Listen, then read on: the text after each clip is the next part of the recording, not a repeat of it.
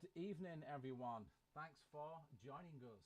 It's unusual times. I hope you can hear me all right. I just moved over there. Crazy times, and people are indoors again.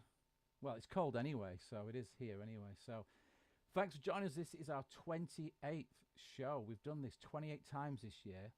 So anyone that's good at maths, you can try and work out how often that is any time of week. We started off doing it once a week, which was crazy. But you know, we did it. So this is our last show of the year with Tim and I. I'll introduce Tim shortly.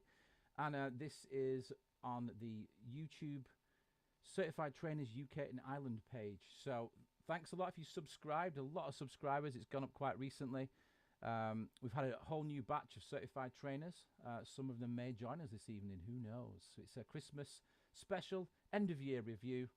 And here with me, as usual... In fact, just one thing quickly, I have to do something really quick. Is first of all, show you this camera that I can instantly make a hat appear. And also, I've got to show my T-shirt, because it's an AT-AT, or AT-AT, with antlers. So anyway, you know I can do that now, but who is the co-pilot that helps me through all this crazy madness? It is none other than, let me just get his little titles ready as well. It's Tim from Lostlight. Lower thirds. Lower third. Here we go. Hang on, it should work. Here we go. Both. I think mine came on before yours, Tim. We've got such professional production value, haven't we?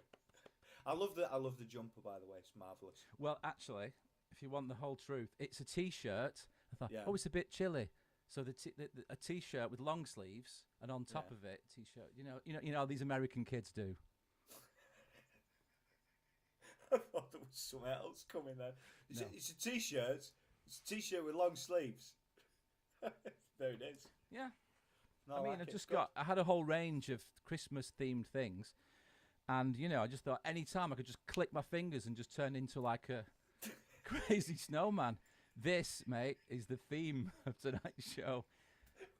The missus says it looks quite scary. What do you think? It doesn't make me comfortable. Thing is, right, he said, why has it got teeth? But if you didn't have teeth, it'd just be like a really gummy sort of a gummy snowman. Well, that'd only be if you replaced the teeth by putting some gums in there. Otherwise, it'd just be a hole, wouldn't it? Yeah. It's not right because you can see all the pink around your eyes. And it's all white and there's this creepy, mascara around you. Anyway, mate, how are you? Long time no see. Literally, like it's been a while, in the IRL, as the kids call it. It's been it's been months since I've seen you in person. And how long has it been since the last show? 3-4 weeks. Yeah. Like it kind of just about fits into last month. Like a month ago. It was with Rachel last time. So anybody who watched it, then thanks for joining us because we got loads more. People who've never tuned in before and left some really nice messages and said some nice things. So It just goes to show that Rachel has like a good crew that she sort of interacts with, and it's good. It's really good, which is kind of what we've been doing with you guys. So the ones that tune in regularly, thanks so much. It makes the show. And I can't see it, Tim. Is there anybody in the chat room at this moment in time? There is, yeah. Wicked. Hi. Photon, JT, Ned. Oh, wicked. Right. Now, I need to get it on mine so I can actually say who's there, because the idea is this evening, ladies and gentlemen, is that I invited basically the past guests, whoever could make it. What's the easiest way for me to do it, Tim? I'll just sort of get it up on the other screen. So if you give me a sec, I'll do that. But yeah, the idea is that anyone who could make it, we said, turn up. And show us what you're up to. Yeah. Where is it? Oh, there it is. Live now. Right, just give me a sec. I don't want it to come on. It'll just freak everything out, won't it, if I just get the sound. But it'd be interesting. Oh, there you go. Yeah, Photon, JT. Oh, Ned's in the house. Yeah, wicked. Nice one. So we got Ned, Photon. They've all been invited, actually. So, we could drag them in early. But I wanted to show Tim something first. So just what are you showing me? Well, cheers, by the way. Oh, Merry yeah, Christmas. Cheers, mate. Yeah, Merry Christmas cheers. and all that jazz. Yeah. Cheers, Tim. Clink. The focus will change as I draw it nearer to my face. Some kind of special lens. I don't know. But yeah, cheers, mate. It's bonkers. So, yeah, I mean, for us, Tim, we've done this now. This is the 28th time. I think Ned's been on at least 3 times, which is like the record, and Ned also has made jingles for us, two jingles, which is great. So Ned, thank you so much for being part of our journey, because it's been a bit nuts, hasn't it? Really, this year. What a year we picked to actually start doing this. So yeah. So anyway, yes, it most certainly has. It is. So and so we'll bring some of these guys in a bit soon. I think the idea was I don't want to say too much in case it doesn't happen. So we'll just see. The idea is you can knock at the door if you got the email. Knock at the door because. But I think Vicky O'Neill and a special guest was going to join with her at 8 o'clock. So we'll do it from there. And I think Tom Glendinning, aka Elephants, around. Tom. We got Ned Rush, got James Tuck, we got Photon, who was on this year as well. I can't remember which episode he was, but most of the people that will be dropping in. We struggle to remember what episode we're on. Never mind which episode. Yeah, but they were on. I mean, I've got probably a bit more fresh in the memory because I sent the email out the other day, Tim. So let me do that thing, Tim, where you can see what I can see, and then everybody else at home does as well, which is a bit freaky. But can you see my Ableton live session view, Tim? I can. Have you? I mean, when was the last time you saw this? Have you been doing anything? I've been doing bits, but it's only I've only been managing a couple of hours. It's been like 6-day weeks full on. Oh, that's and just then horrendous. Flopping on the couch on the one day off. Yeah, mate. It could be worse. It could be 7 days a week. Yeah, well, that's just quite a good perspective you have there. Yeah. Well, I think it's a necessary perspective, Simon. Otherwise, I'll probably go insane. Yeah. Well, you will. Yeah, I'm just trying to position ourselves on the screen because people actually see this, and I do forget sometimes. Oh, that's better, that one, yeah. So what's that one called? Gallery or something? I don't know. Anyway. That's cool. You can see that kind of, yeah. Yeah. Right, okay, so, I'm always banging on about minimize. Simon. Oh, I have done in the last few years. Just talking, the whole idea of this show was to talk about making music, and we just so happen to use Ableton Live, which is true. But if it was just called Making Music with Tim and Simon, I don't know how many people would show up. So I think the Ableton thing does help, yeah. So let's rename it and try. Yeah, let's rename it and try. So we're on this channel, and there's all sorts of good stuff on this channel to help you create music and talk about all sorts of stuff with Ableton Live. And we kind of just give it this overview, so it's not so deep and technical. It's just like anyone can do this. And the idea we do want to put out there is that if these two spoons can do it, then anyone can.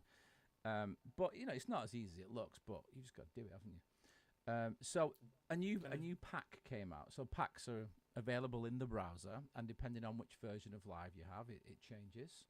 You get more and more, or whichever ones you do. Now this one is, I think it's about £49 to buy.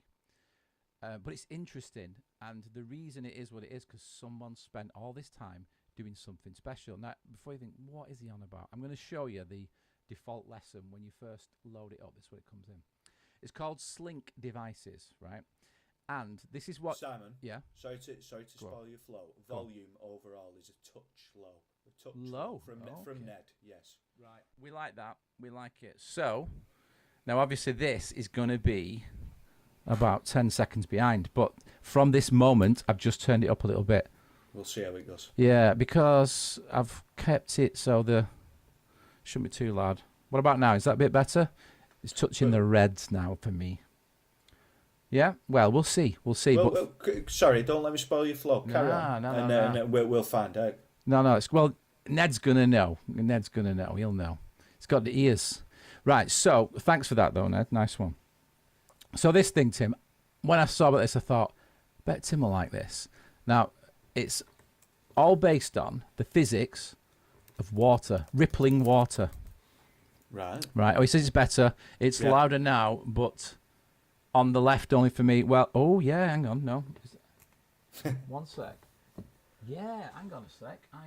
That looks a bit weird. Let me just try and play some music. That's interesting. JT said the same. Still only coming out of the left for me. Oh, I don't like that. Why would that be? Right, let me play something that's got...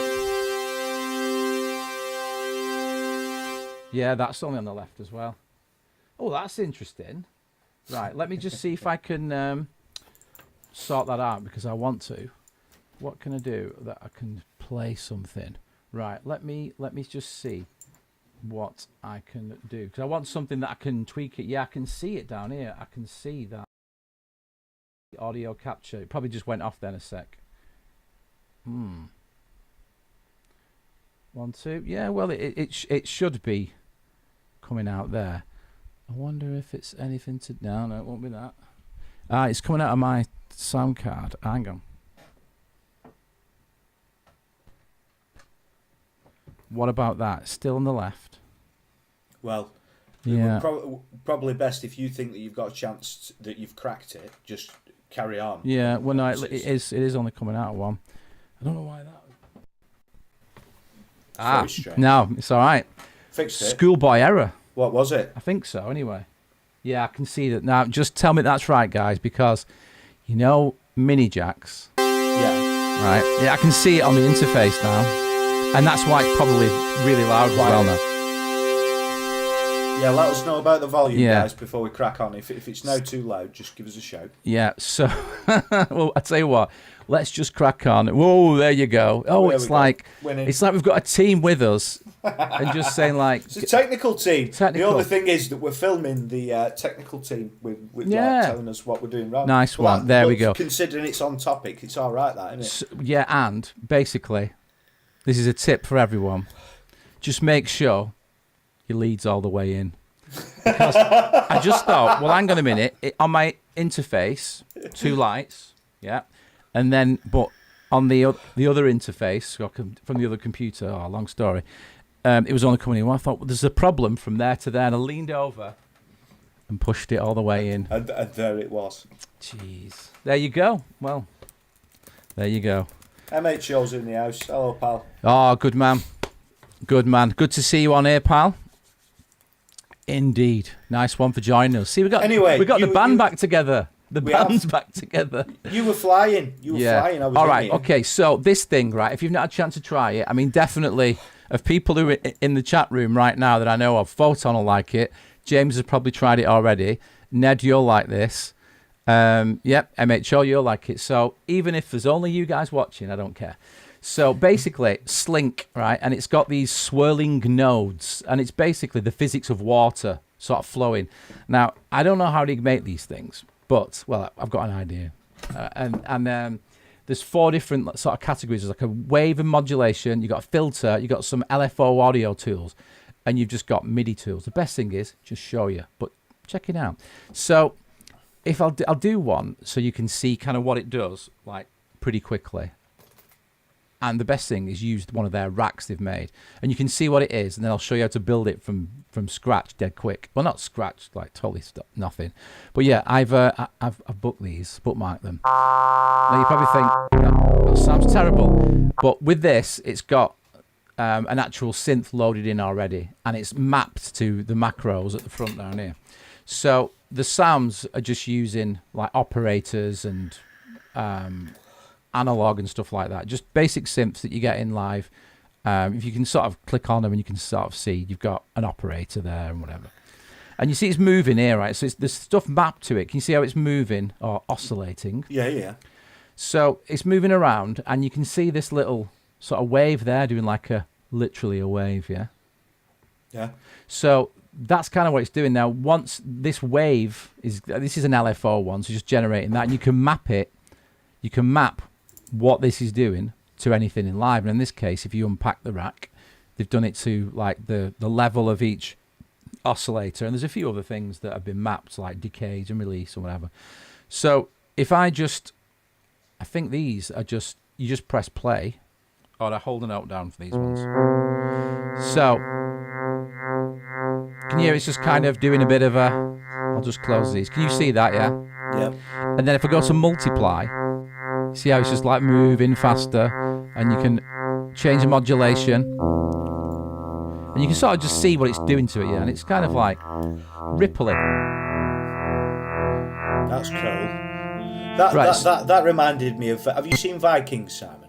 No, I've been dying to watch that. Yeah. It's all right until near the end when it gets a bit samey. But no, it's very good until that point. But there's you do know the opening theme tune though, don't you? I don't know.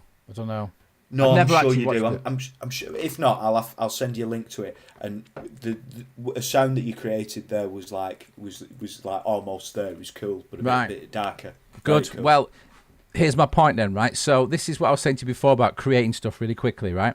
So this is a preset called Lead Arpeggio. Now, when I first heard this, I just thought, reminds me of that Niels Fram gig that he did at Funk House that you can watch. And literally, I'll just do the old one finger approach. So it should be, where have I done it now? Lead Arpeggio, it's on this one. But you can see this a little easier and you'll get this, right? So if I put my finger on, I'll go D. Right, and I'll give it some reverb, just,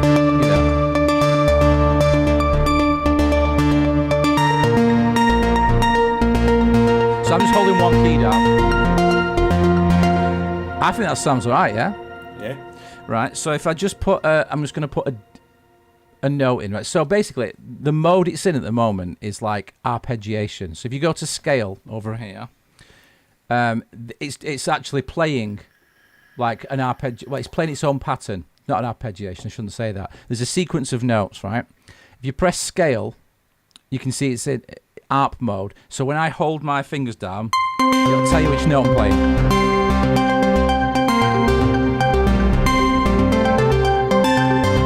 So that's ARP mode, yeah? That makes sense. So that is in ARP mode. If I take it out of that, this is where I think it's more useful. If I press play now,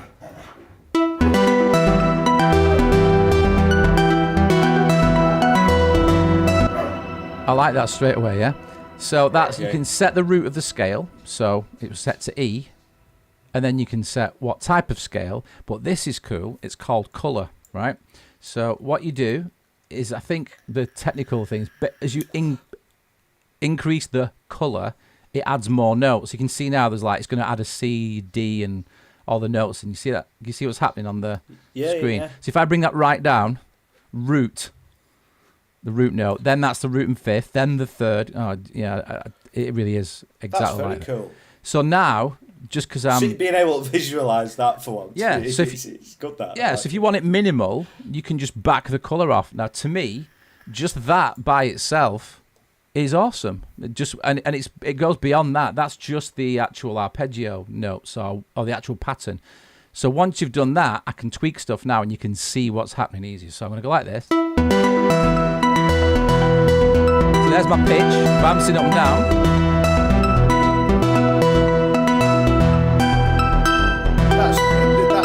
Straight away you're like, oh, I know what needs to go over that. Yeah. So there's so much you can do, right? And this is all based off this. Now, at the moment, it's in pitch mode, and it's showing like the range, and like if I go to this range here, which is range 72, which is, how many octaves is that? I can't work it out. But there we go. There's the range. Well, 3 is 36, isn't it? 6 octaves. 6 octaves. So if you look on here on the macro, you can change the range of the notes it's spitting out, yeah? So then there'll always be a root, a third, a fifth, so chord tones.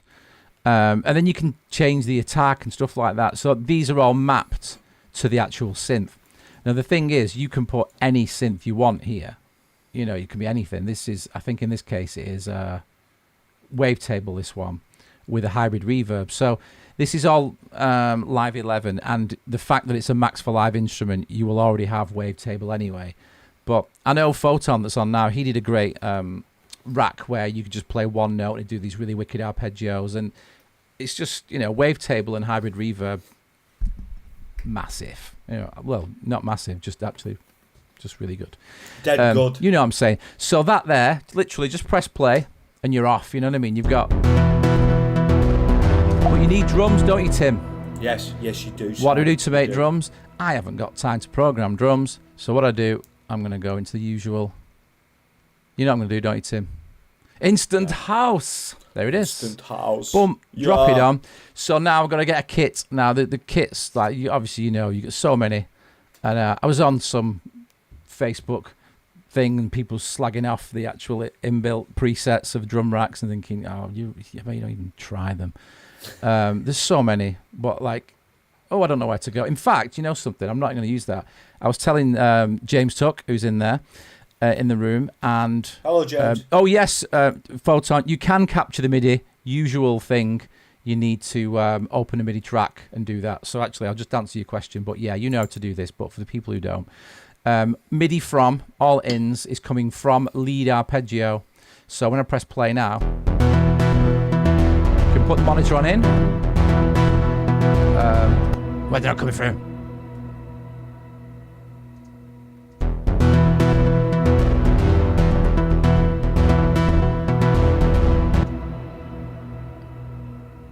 I'm sure I tried it and it worked, but let me just go. Lead arpeggio. Ah, yeah, I'm going to put it at which point in the rack. I'll have to do it. Maybe like, there you go. Yeah, I had to change at which point I wanted to capture the MIDI from, because I put it from the actual, the name of the rack, and I need to capture it from the instrument. So yeah, if you know what you're doing there, just MIDI from, there you have physical inputs, and then from here, do that. So yeah, lead arpeggio, and then within that I had to, but if you just press play, you'll see the notes appear. You'll see there, any one of them.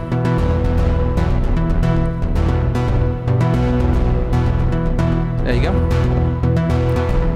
Oh, new shortcut as well. Alt Command E. Alt Command E. This is, I'm in the beta, and it just full screen with the piano roll or detail, whichever you're doing.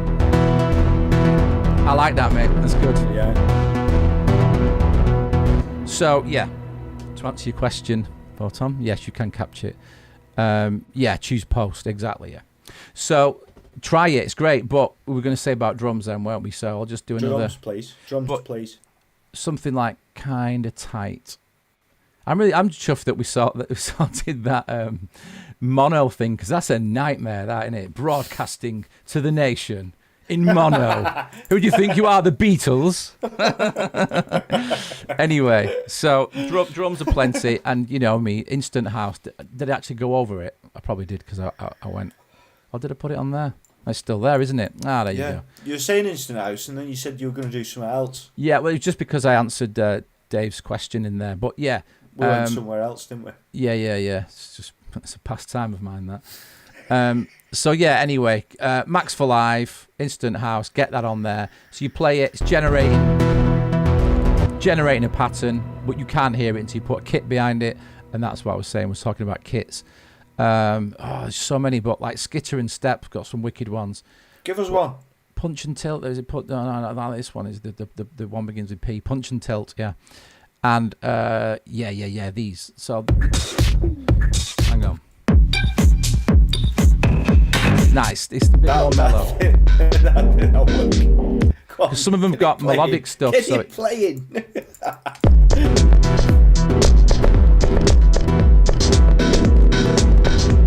Yeah. Pull the master down the touch side within Ableton. It just feels like it's. Well, I've got a limiter on, so I'm just slamming it. Right. Sorry. There you are. Yeah, but you know, it's just that kit. But obviously what you can do now, it's like ringing out quite a bit, but you can bring that sustain down.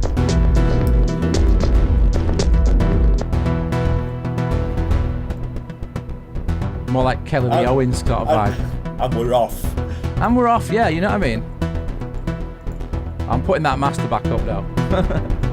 Unless it is actually distorted. Does it say it's... It just a tiny bit, but don't trust me, because you know I don't know where that's coming from. That was just the first thing I thought. But I know what I was going to say about PAX, that what James Tuck was saying.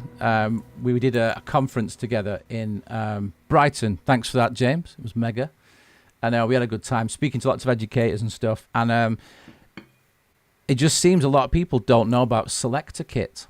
Do you know about Selector Kit? I'm usually banging on about it. I'm going to say yes, because you probably told me before, and I don't want you to think I wasn't, that I've forgotten. Right. So because I'm usually So either telling somebody about Ableton, helping them with it, helping them switch from Logic to something else, Logic to this, or from somewhere else, or just telling them, yeah, you can do that on Ableton Live. Yeah, of course you can. Yeah, why? What made you think you couldn't? It's because it's just for minimal techno, isn't it? Yeah. Selector kit warm. It's literally warm. So selector kit. Yeah. Different versions. And the bottom line is, in fact, I'm going to bookmark that because I thought I had. I think it's the fastest way to get the drum sounds closest to what you want if you're doing more electronic stuff where it's not using a full like sampled kit like Addictive Drums or whatever. But then again, you should use that as well. So if I just press this now to generate the kits, generate the pattern, I'll just randomize the pattern and press play. So the thing is now, if I just solo the kick here, right, and then go to the click on kick selector, and you see on the right here, I can just flick through the actual kicks. So it's really quickly.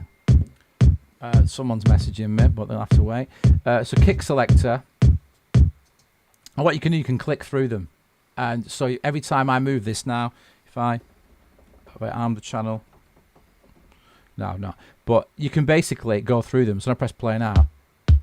It's a different kick drum.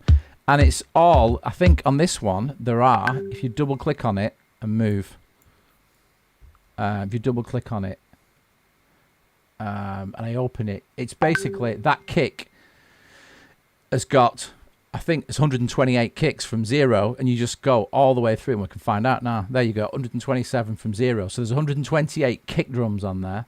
So when you go play through the loop, just tapping up, until you find one that you want. Yeah, and then change the pattern, and then obviously if you undo it, you've got.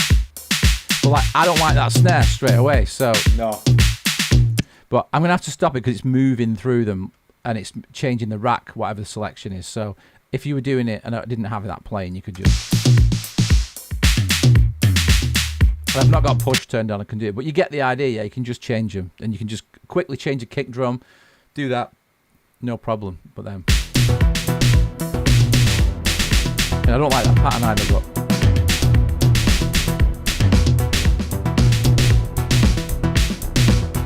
You get the idea though, Tim, yeah? Yeah.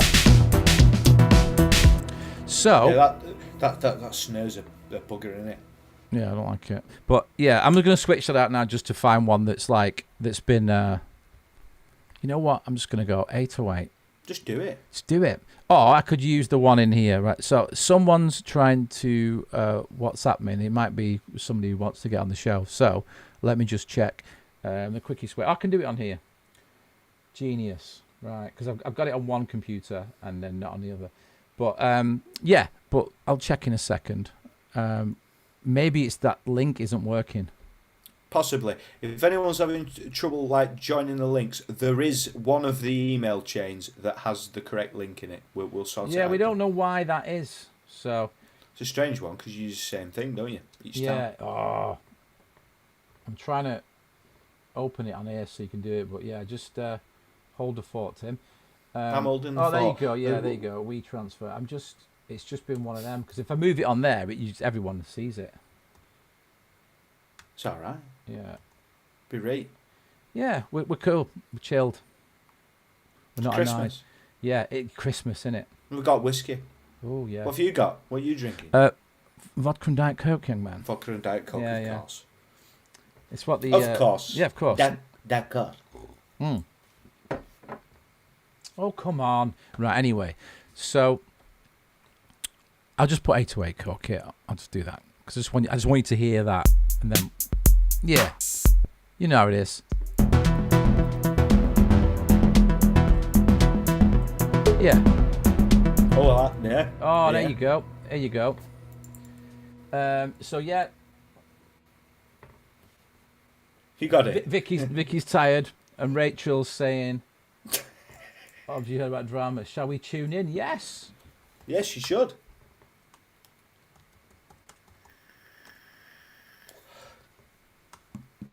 Right, there you go. So, what we'll do, Tim, right, is how do I get the how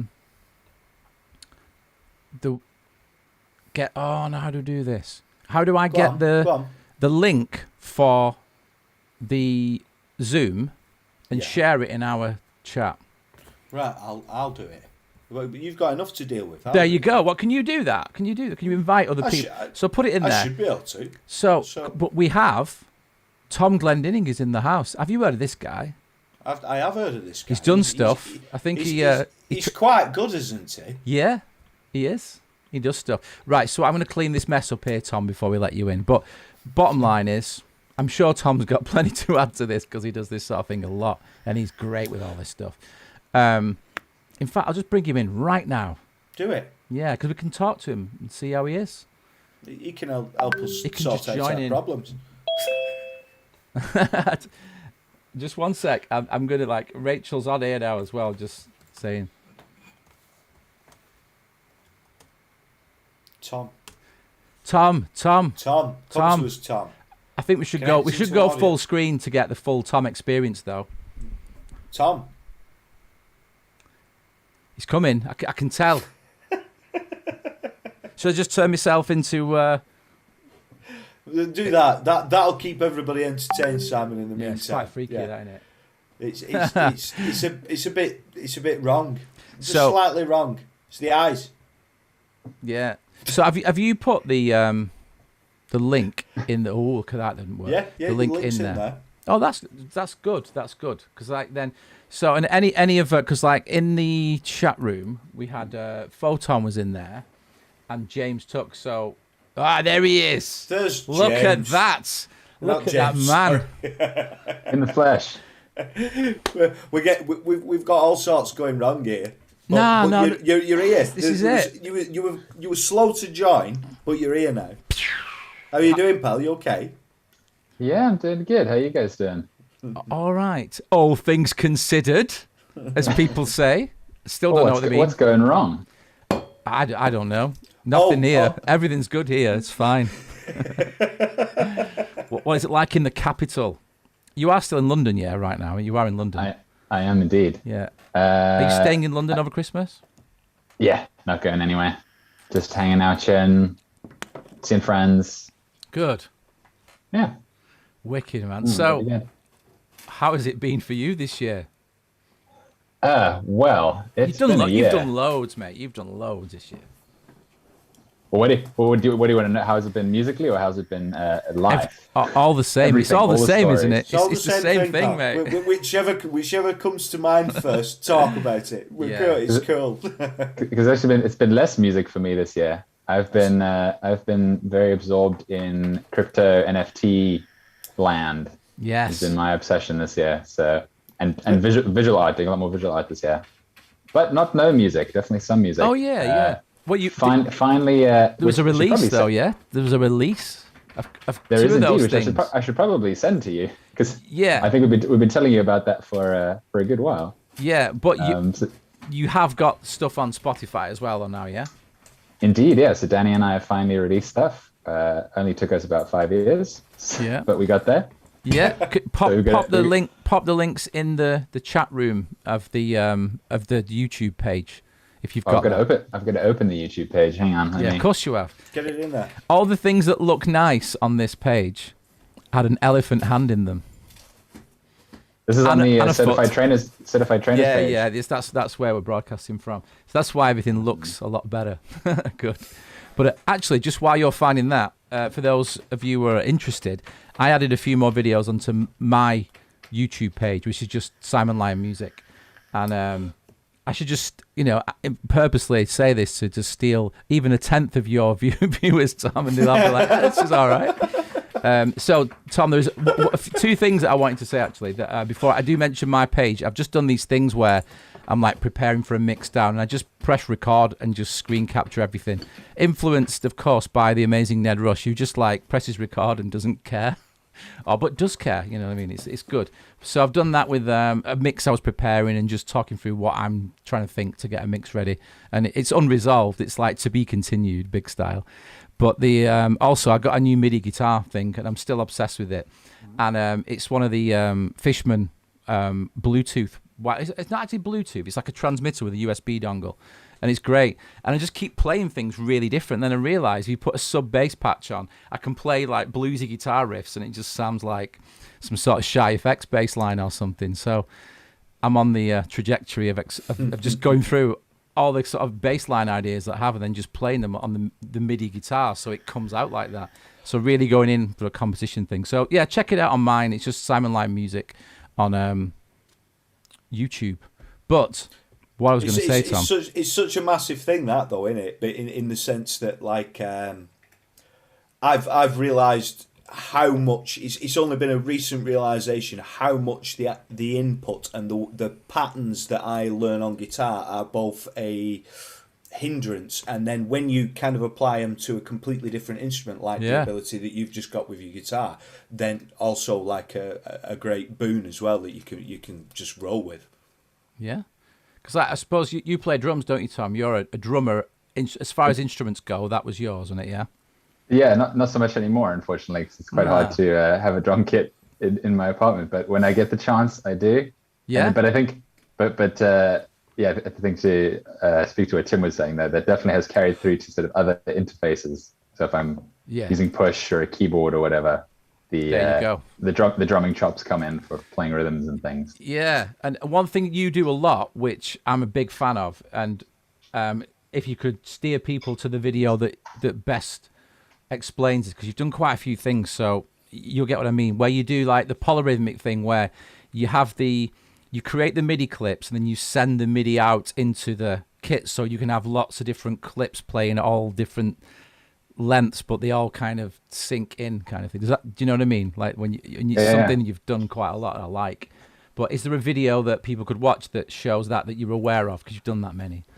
But it's just. I mean, there will be one somewhere. Let me find it. I'm not putting you on the spot, mate. You know, just but it's just. You should have told me to come prepared with all these oh no, mate! Do we look prepared? Do we look? No, we're just throwing it out. Yeah, we're just throwing it out there because apparently this is what people want to know. They want to know what you had for lunch, mate. You know what I mean? Unfortunately, pal, you've just popped on and then have become collateral. But just while it in the chat. Oh, wicked, man. But just while you're doing this, Tom, as usual, is being ever modest, but you fill the gaps in, and I won't say too much, so I'll just say this one bit, but you released something, and what I'm really interested in is the whole NFT thing, and you don't have to like go into mega detail, but do tell us how we can find more. I've joined your Discord, but, you know, and just the whole thing, what you did and what happened, and because I know you've been busy doing this stuff. I mean, you said you haven't really done much music, but you've actually released the fruits of a long time ago, maybe, that you've been working on. So it's been really good. So just tell us a little bit about that, and, you know, really tell us what you want to tell us. Yeah, well, let me work backwards. Let me work backwards from the music first. So this is, as Simon knows, this is a music project that Danny, also from Ableton, and I have been working on for a good long while. It started just sort of as jam sessions on trains, and then eventually evolved into more fully fledged sessions, and like actually kind of working on stuff, and then eventually deciding, hey, let's actually kind of finish something and put something out. And so, yeah, we kind of have, I mean, we've got, as everyone does, we've got a folder of tons and tons of ideas and things that we've generated over the last couple of years.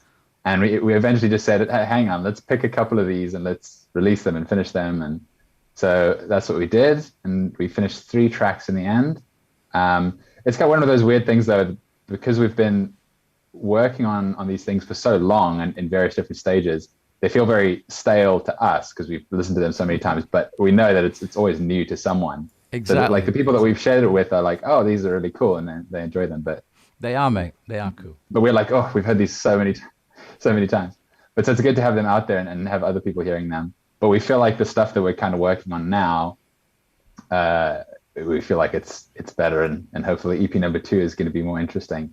And also we've kind of, it's nice having the first EP out because we've got all that infrastructure set up now. We've set up like our Bandcamp pages and now Spotify, and so it's much easier next time around to sort of just get some stuff done and get it out there. And we hopefully going to be a bit more regular with putting some stuff out now. Oh so man, that's great. That's really good. Yeah, that project's called Late to Takayama, so I shared that in the Late to Takayama. Yeah, I've been listening to it on Spotify mainly this last few weeks because Danny shared it with me on there. But yeah, it's good on him. I've been pretty bad about sharing it with people. I really should share it a little bit more. But well, people will find it. It's good, Yeah.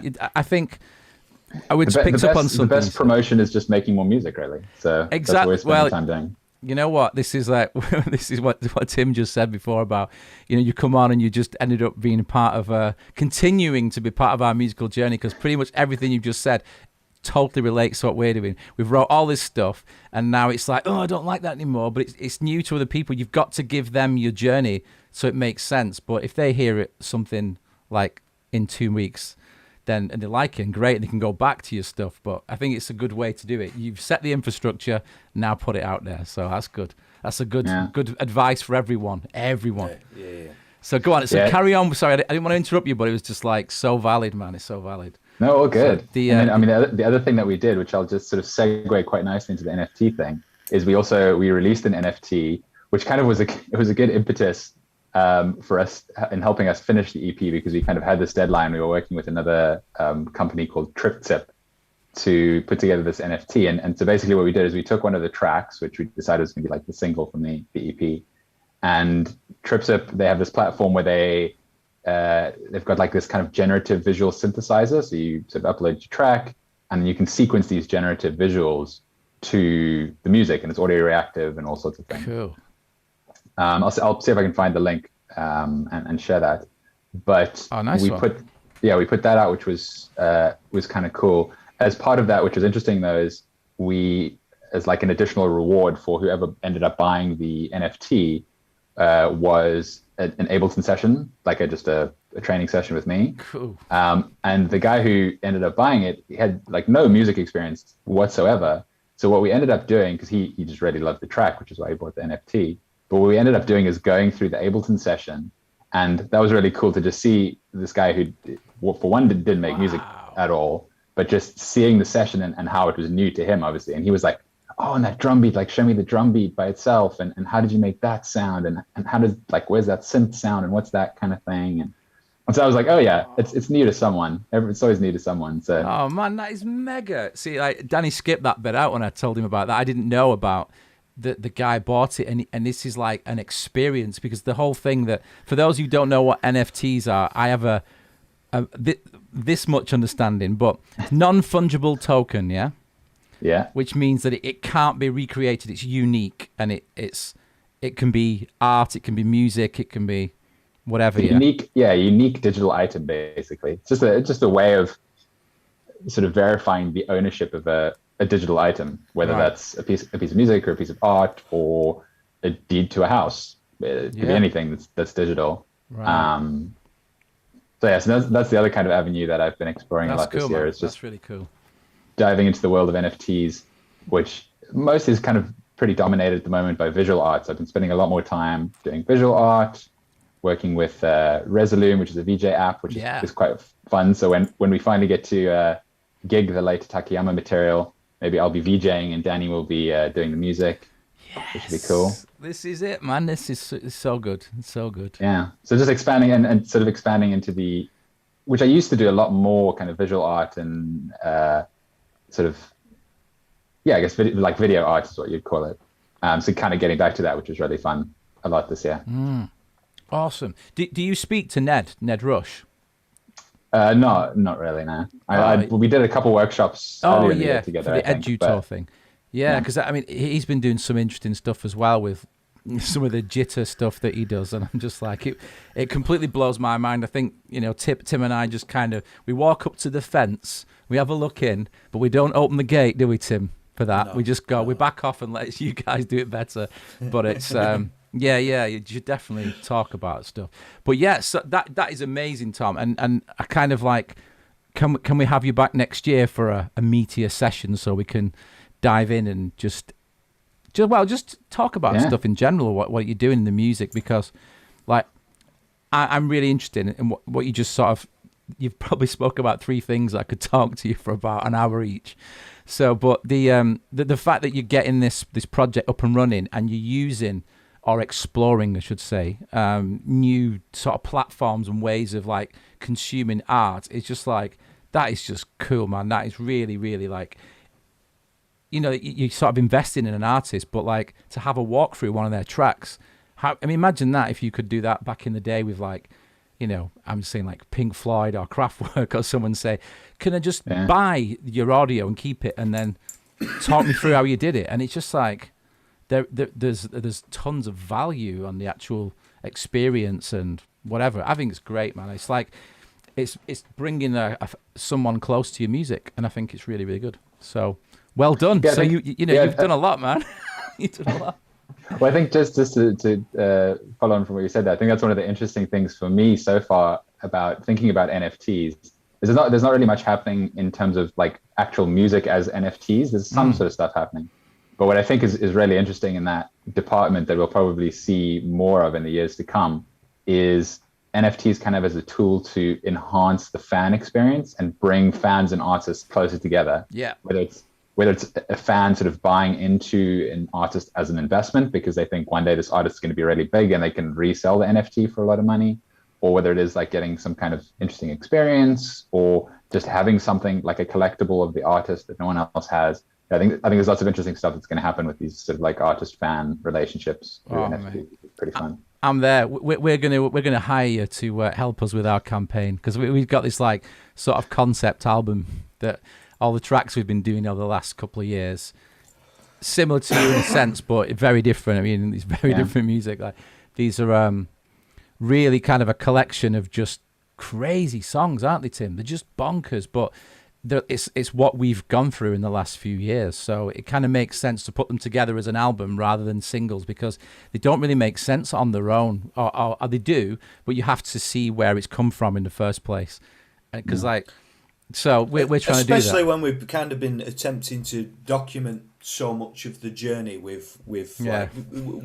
like, with meeting guys like you, Tom. And so it just seems fitting that it's structured so like that. We are definitely, we do want to go that way, because there's going to be this kind of, you know, sort of the same sort of thing, showing where it was created and kind of what happens and how it goes about, how we even got to that, you know. So there's lots of things to it, but I think that I got the idea as well from like reading about what you're doing, and the Imogen Heap thing about the sort of musical passport, and how you can have you can allow people to have what you want them to have in this passport, whether industry people, they get access to, you know, personal details and stuff, and press certain releases, pages. and press certain pages of your website or whatever, and then but the fans can have access to exclusive remixes and things like that. So I think it's kind of, and you can have it. So I think it's fantastic. So if we can have you on again to talk about that, that'd be amazing. Oh yeah, definitely. And just on a kind of like some of the questions that I sort of put out to you guys is like,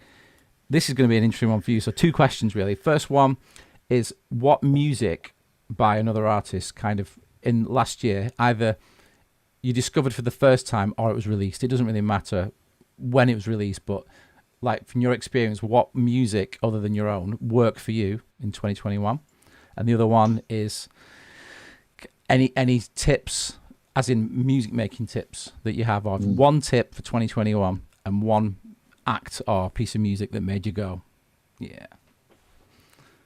No pressure. So I know you sent these questions beforehand, and I really should have thought about it a little bit more. I prefer the gut reaction, mate, because it's like, better. You know, it's all good. Because I would hate that question if it was thrown at me, but I kind of think, I'll take it though. Yeah, I'll take it. I'm sorry. Yeah, but because I actually I surprisingly haven't listened to a lot of new music this year. Yeah, this has very much been a year of sort of listening to a lot of old stuff. But definitely JPEG Mafia. That was something I discovered, which is not new at all. The album's not new, but it's something that I discovered this year. I can't remember what it's called. What the album? What's the vibe? What is it? Is it electronic? It's sort of hip hop trap-ish. Oh yeah. But kind of, how do I describe it? just really interesting production. Cool. Like not your conventional kind of sampled stuff, like very kind of edgy, almost noisy sometimes. Yeah, really, really interesting. I'm going to call up, and I've got it on my Bandcamp. I'm going to call up the name of the album. I've heard the name, but I don't know what they sound like, Where's my JPEG Bandcamp? Mafia, yeah. JPEG Mafia. JPEG Mafia, yeah. Yeah. The album is called, where is it? That's the name? Where is it?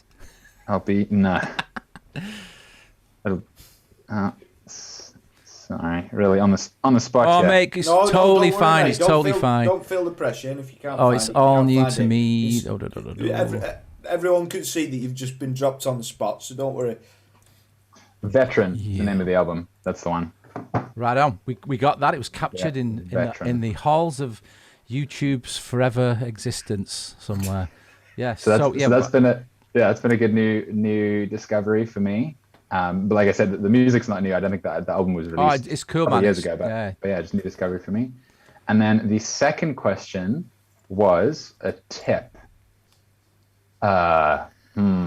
Anything that's like, even if it's a feature in Live 11 or a plugin that actually does what it should do, or something that was even a different way of viewing something, because you got so many.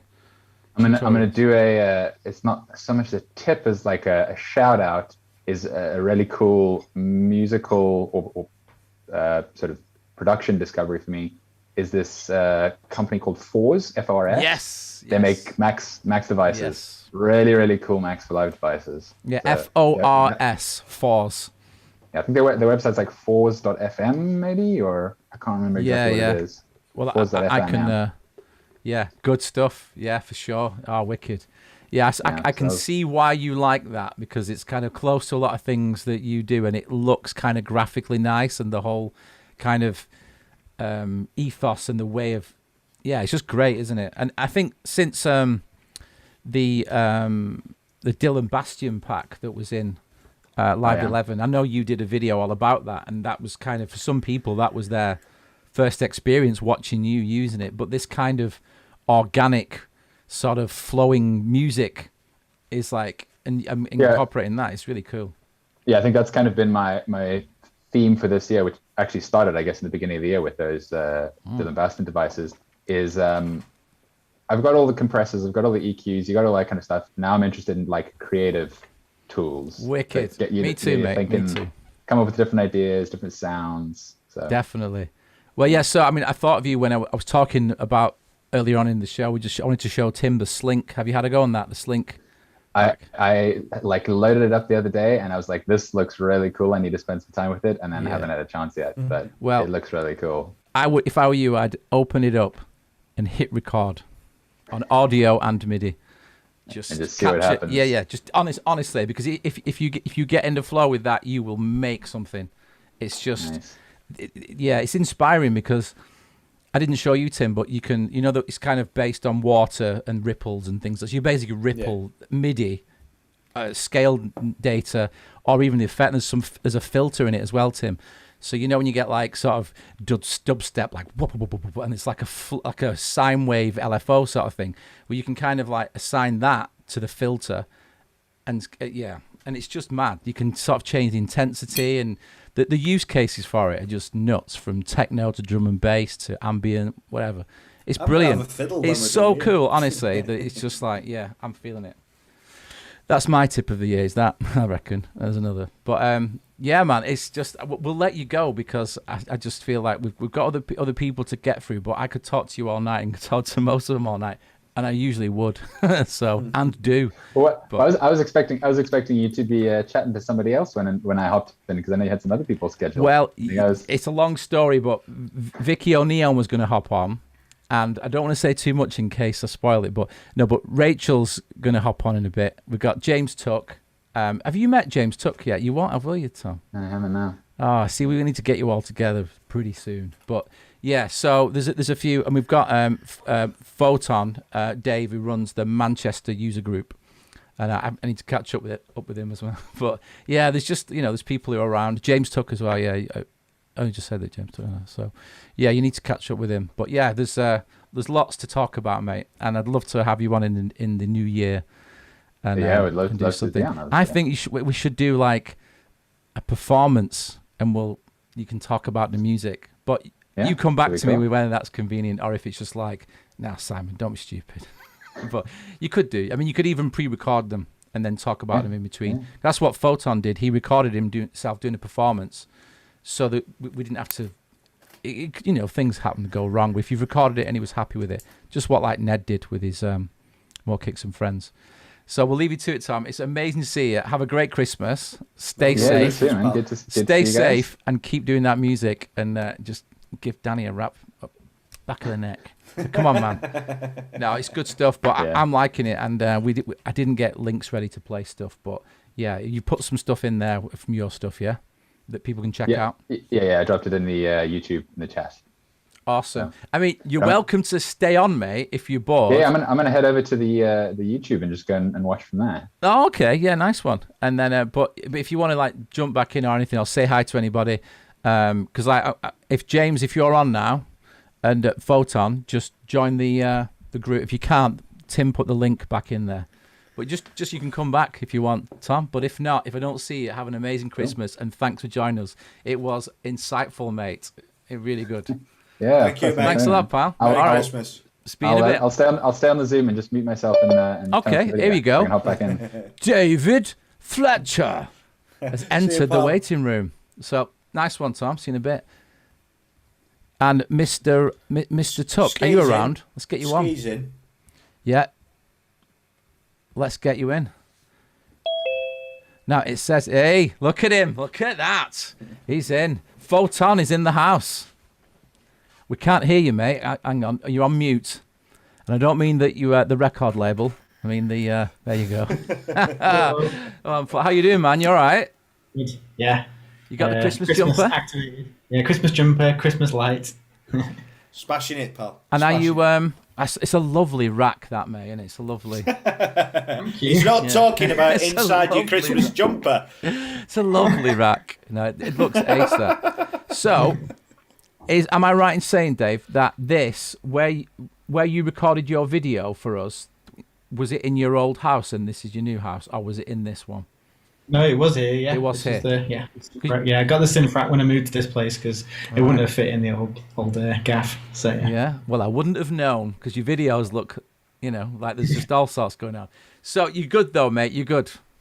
Yep. Yeah. All good. Yeah. Well, I did notice that he used fours. That was going to be my production tip. It still can be. Well, tell us about that. We'll dive straight in there if you want, because I know that I mentioned you before because one thing when we did one of the first Manchester user group, Dave made this it's kind of probably simple to you, but to other people there's a lot of it was a one finger sort of arpeggiated, all in key, just sounds great. As soon as you just put a drum beat behind it, you've got a track, haven't you? You know what I mean? It's like so good to generate.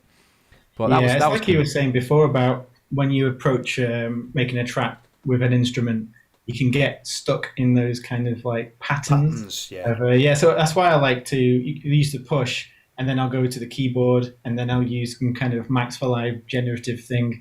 And then once it generates some new kind of accidental idea, then you can just develop it. But sometimes it produces things you didn't expect. And you're like, oh, okay. And then you're off on one. But yeah, if you just approach it the same way each time, it's like, I've done this before. You just keep retreading the same ground, don't you, sometimes? So yeah, but the fourth devices, they're amazing. I couldn't agree more. No, you encapsulated what I was trying to say before, Pally. But you get to a point where you start, even if it wouldn't be that way to the listener, you feel like you're just treading the same ground over and over again. Whereas, something like what Simon was showing before, something like what you did with your performance, and then changing up an instrument in the sense of sound, but being able to play maybe even those same patterns, you're just going to get completely different ideas and creativity from it, aren't you? Yeah, for sure. I mean, I actually remember watching a YouTube video about someone talking about the Juno, because I got the Juno 106 back there, and like one of the tips. Nope. You're still on, aren't you, Tim? Oh, there you go. I'm still here. Where are you?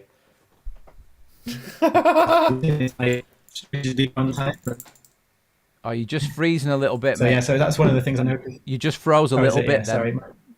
You just froze a little bit. So we just got... You were talking about the Juno, and we got that. Yeah. So like, I remember watching a video, and basically talking about how it recommends never quantizing it. Ooh, yeah. Yeah, and it's like, I noticed it straight away when you just play it, and it's not quite perfect. Sometimes you quantize it, but don't do it as rigidly. And it's where you got those kind of weird overlaps with the oscillators and stuff, and it does sound totally different. When it's all rigidly right on the beat, it's like, it just loses some of that original kind of quality. Yeah. So yeah, it's just, so when I could use the Juno, I try to keep in mind, unless I'm going for something particularly like stabby. It's such a crazy synth, really. Like, it's like did all those 80s sounds, and then that Niels Fromm used it, and it's like a completely different thing, even though it's the same synth, been around for like 40 years or whatever. Have you just? I'm asking Tim at the same time. Have you seen that Tripping with Niels Fromm? I mentioned it before, but it's. Have you seen it? Have you seen it, David? Yeah, I think I've seen pretty much most of his stuff on YouTube. I saw him live at the Albert Hall. Oh, wicked! Which was really good. Yeah, we saw Oliver. You saw Oliver Arnold, didn't you? Where did you see it? Was it in Poland? Was it? Yeah, in Katowice. Yeah, wicked. Quality. Well, Manchester Albert Hall for us, but Manchester Albert Hall for Nils, but yeah. To be fair though, the atmosphere with like it was set up amazingly, wasn't it, Simon? Because it was all kind of like Albert Hall's a lovely venue, and then you've got all these candlelit, and the atmosphere was just like you could cut it with a knife. It definitely wasn't represented by that fucking snowman that you keep turning into. Snowman here? You're imagining things again, Tim. I'm going crazy.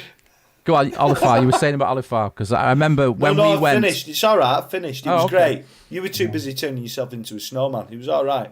Yeah, there you are. yeah. But so Alex Jones has nightmares about. Wakes up in a cold sweat, like. So, what? Also, the question we're asking Tom as well before. So, we'll do the first question, which is, what music do you either was out this year new and something that was like, oh yeah, that's mega, or you discovered it and you got into it? So basically, your 2021 musical journey in what, 2 sentences or whatever. Was it any good for you? What was good for you? So for me, kind of like music broadly splits into kind of 2 categories. It's the kind of the electronic techno-y stuff that I make and DJ with. Yeah. So that's always like, buying like 100 tunes every month to like DJ with, and right, jeez. And then the other kind of music that I just listen to. So I barely listen to kind of techno when I'm like just working or I'm just chilling. So like it tends to be that like all the stuff I DJ with is quite upfront and brand new. So in terms of like that style of music, I think like one of the standout ones this year is Inelia. He's like a German DJ, producer. He's done so many like good remixes and tracks, and he's kind of one of those ones that's just breaking through into like the next level. I DJ'd with him in Manchester. When was it? End of October, and he was just about to embark on this like 48 like venue tour all over America and stuff. So we finished in Manchester, and I dropped him off at the airport, and then he went off to Mexico. So it's just like cool to see like kind of a peer that's like maybe like 2 or 3 years ahead. It's like it's a good kind of target to aim for. And he's really good. Like the quality is great. And then Stefan Bodzin. So Stefan Bodzin just got his new album out this year. So he's like one of those like proper German guys that's like got his Moog. That's why I think one of the people that inspired me to get the Sub 37. So cool. Managed to listen to his album. I was like, it's good. Didn't think it was as good as his last album until I went to see it live in the Printworks down in London, and I was like, okay, no, this is really good. So it's one of them that was like quality to see out live. That's good. Straight away, when you just said that though, like it's like that's kind of where you are within this, aren't you, as well? Because you're like, you're a DJ. Were you a DJ first? Yes. And then became a producer. Yeah. So I think those people you mentioned, it's interesting to hear you talk about them, because you it's like they're out there playing their stuff, and I presume that do they DJ other people's stuff as well as? Yeah. But then they're producing, and then they'll do a live performance where it's their own kind of a live show of theirs. Yeah. Right. So perfect. my kind of thing at the moment is something. I've done a couple of live ones where it's all my material with Ableton and stuff, and obviously I've done like millions of DJ gigs. But what my kind of setup at the moment is like a hybrid. So it's got like Ableton, my custom built controller. Oh, let me just grab it. I'm going to show you. I think we ran out of time last time, but here we go. That's the one, right? Okay, so that one, you made that. Yeah, well, designed it. Look at that, the photon mix. So it's basically it's fair. You basically have like a bunch of like standard components, and then you design it on the website. So you just move around, see if you want like a bank of pads and knobs and things, and then you just submit it, and then they build it for you. So it's built in Argentina by this group, and then they send it over, and then you just have to program it yourself. But you've got like all the kind of control over all the MIDI functions. You can change the LED colors and actions and things like that. So wow. It's really good. That's mega. Well, we're going to have to get you on the show again to talk through all that, because we tried and there was so much to go at. Yeah, so totally ran out of time, didn't we? So exactly. So you're welcome to stay on, but we've got James Tuck and Ski in the chat room, so we'll bring them in, leave you on, and let's have a chat. But the maybe if you want, I mean, do another performance or something, because you were the only person that we actually asked to do a performance, and we tried it as an experiment and it was great. So if you want to do another one and tell us about some of the other stuff, and then we can schedule that in for next year, like whenever at your discretion, whenever you're ready, because we were doing them. We tried when we first did this to do them one a week, and it nearly killed us. It just like, got too much, didn't it? And even every other week. So it may only be once a month or every 2 weeks. But if we know we do, we can book them in. Then we can be ready and be cool about it. So I think it'd be great, because it was good last time. So let's raise the bar, and we'll do a Q&A at the end as well, so people can ask you about the performance and things a little bit more. And structure it, because we've learned what works and what doesn't work, I reckon, haven't we, Tim? So yeah, anyway, we are going to let how do I get it back up now, Tim? I can't do it. We've got people now. There you go, here we go, hang on, we have James Tuck, let's admit him, and we've got Ski Oakenfold, and they're coming through. Boom. Hello, James. Boom. Hello, Ski. Hey. Good evening, gentlemen. I feel like you're still on mute, Ski. In 2 years. Oh, there you go. There we are. No, every time. He's boss, not on mute. Time. He's got his own label. It's me. I think you've made that joke before tonight, haven't you, Simon? Damn! Somebody wiser has caught me out. Okay. I'm sorry. I'm just checking that I have to use. Oh, I see Rachel's here now, and she wants to join in. Yes. Look at this. This is going to turn into bedlam. This party time. Right. So, first of all, James, Ski, it's great to see you. Good to see you guys. The last time I saw your two faces in this kind of setup, it was a very different game, yeah? Yeah. Totally. Good to see you, James, as well. How you doing? Yeah, likewise. Yeah, not too bad, man. How are you? Yeah, fantastic.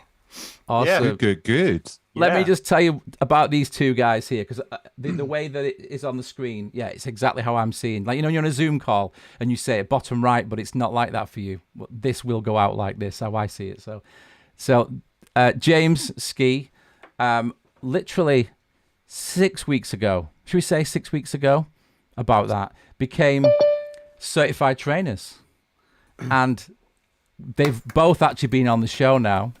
In fact, should we bring another one in? Let's bring another one in. Yeah, do it, man. This is this one. I've never heard of her, but apparently she's all right with a push. Oh, look at this. Jeez. Hey guys, not one, all but right. two. Oh, yeah. How's it going?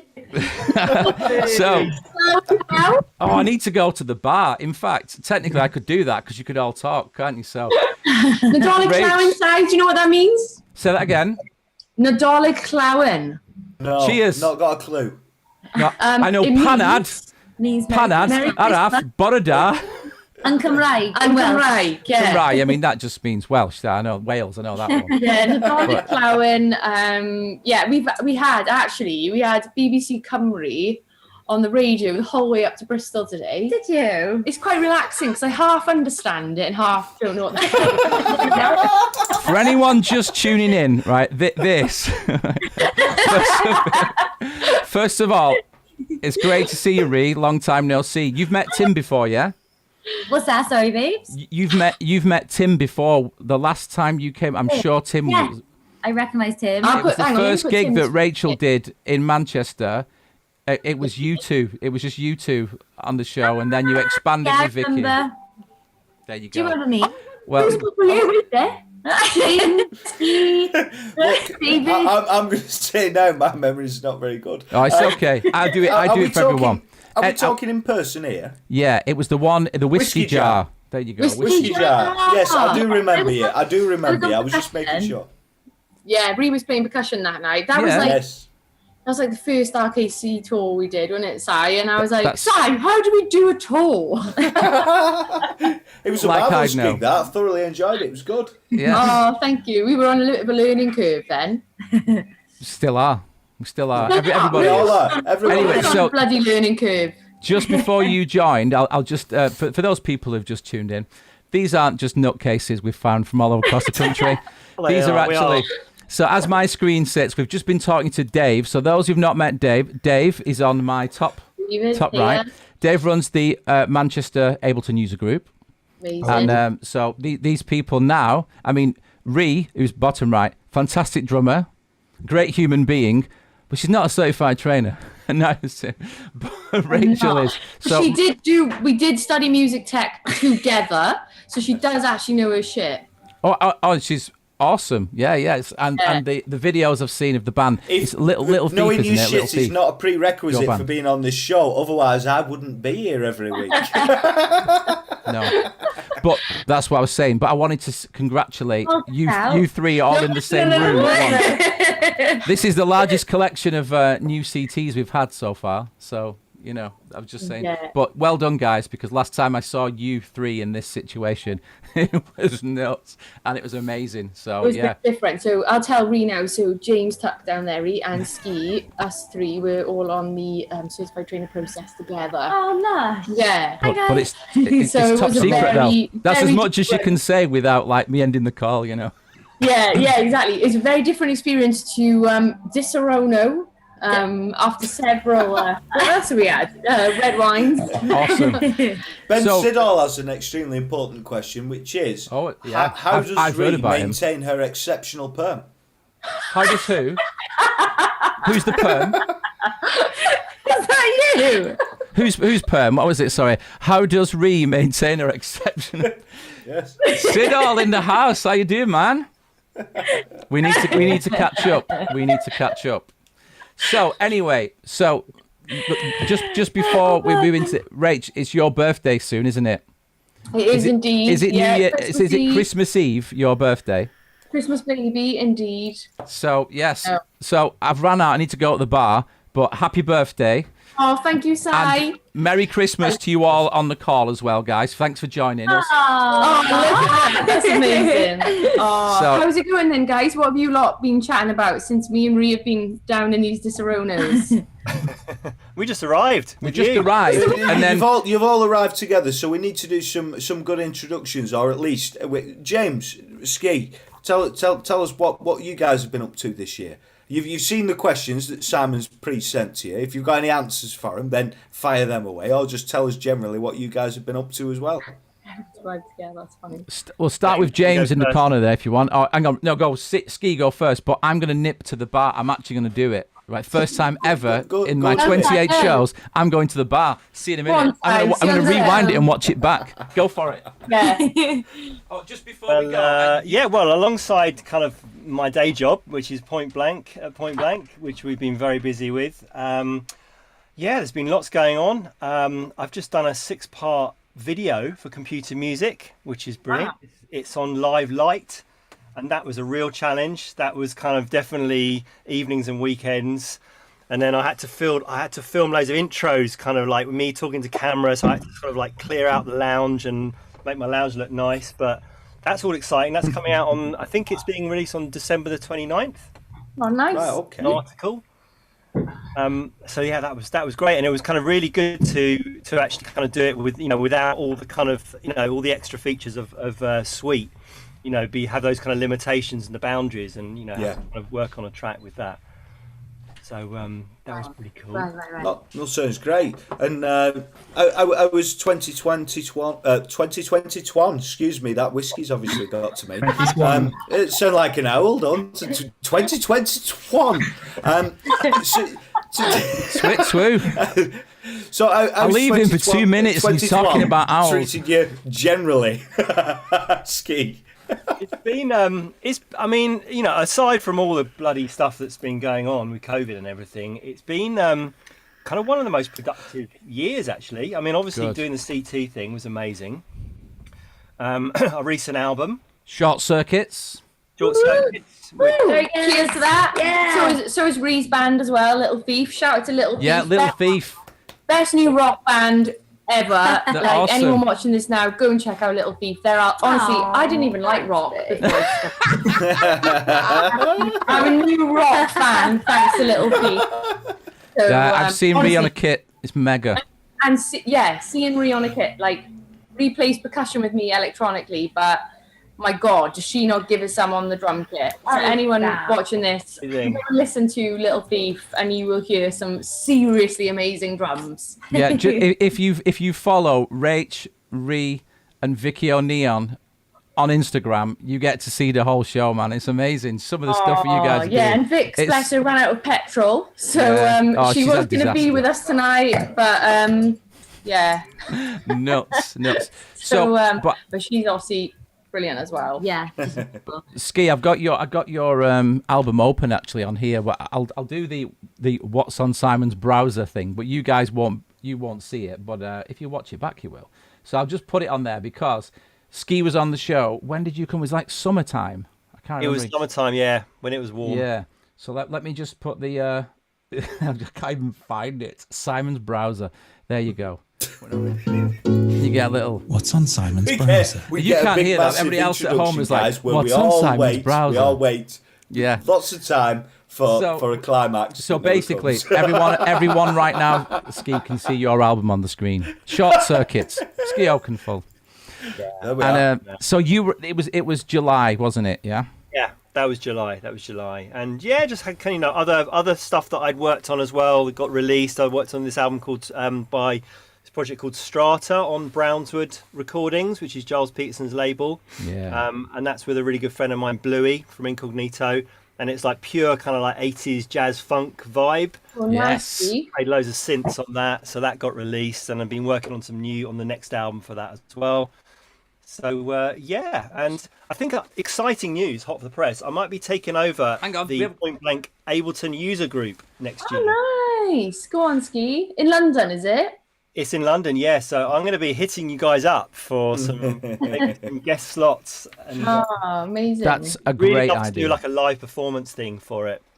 Yeah, nice. Around live performance. Oh, that's ace. That's really good. So you've got what you just mentioned. You've got more music to come out. And you've got that as well. So that's kind of, yeah. Well, and you're all in contact now as well. So this is what yeah. I know. That's a highlight. That's been amazing. You know, we had our kind of Slack group and then we continued it on and we've been kind of sharing stuff on that, which is fantastic. And so, yeah, great to meet all you guys and all really, really inspiring. It's really cool, especially when it's like all sort of my one-to-ones. If there's ever a question and I'm just like, and I'm like, don't worry, I can hive mind the next session. So Rachel, what you're saying is you don't need me anymore, Rachel. That's what you're saying. Oh no, honestly, I still obviously every day with Ableton. There's a lot of there's a lot of questions that like come up, and there's no way you can just know. Well, Si, you actually, to be honest, you don't seem fazed by any questions, but there's still just loads of stuff that you're like, oh, okay, I need to think about that, or like try to find solutions, isn't there? Try to find workarounds and what would work best for the user. I feel like it's a very user orientated. Exactly that. That hit the nail on the head, which is a nice little segue to Mr. Tuck over here, because James and I went to the first in real live education event I've done for 3 years. I've not been anywhere outside to do with like Ableton stuff. Actually, no, I take it back. I did that one in Liverpool when you weren't well, Rach, and when it was Liverpool Sam Summit. But that's the first like event I've done in real life. But James, how are you, mate? Same questions. I mean, I know a little bit, but tell everybody else. Yeah, I'm good, man. I obviously, since I was on the show not too long ago, it's been literally on my hands and knees trying to get to the end of term. It's been a really long term in teaching music in secondary schools, or teaching any subject, to be honest. Yeah. So yeah, we had a real good time in Brighton. It was really cool to be able to talk to different educators about using live and about the materials that we're making, about so kids can learn how to do finger drumming really as part of their GCSE performances. So yeah, just to kind of change opinions, I guess, is what we were trying to do, Simon, wasn't it, really? And yeah, not so much change, but kind of help people understand. Like it was Music Mark, who were like education hub across the country. So it's like you're not just talking to individual schools, you're talking to like a whole area. So it could be like, the whole of the Northwest, or Greater Manchester, or Lancaster and Essex and Surrey and all this lot. And the kind of the idea of the conference was fast forward. And I think a few of you know Bishy. Yeah, do you know Bishy? Some of you know Bishy. Great, I've seen Bishy, she's a singer. She plays sitar and a push. Amazing. And she was the keynote speaker. And she was the perfect person for it, because a lot of the teachers a lot of them have come from traditional backgrounds and don't necessarily understand what's possible with technology. So there was like Bishy talking about her thing. She'd been in real world studios recording sitar with push and looping herself, stuff like that. And then there was a musician, Chris Halpin, as well. He was great, wasn't he? And he uses, really you may have come across him, Rach. He uses Imogen's gloves, nice, yeah. So, and he does that, and he's a disabled musician, and he's using Ableton, and it's great. Oh, so wow, that's so cool. It was just great to meet all these people. But yeah, like what James was saying, it was a sort of chance to sort of give them a bit of help, because it's like, unless you're living it day to day like we are, it's just another thing for them to learn. But when they can see how it can help them and reach so young amazing. minds and help, so.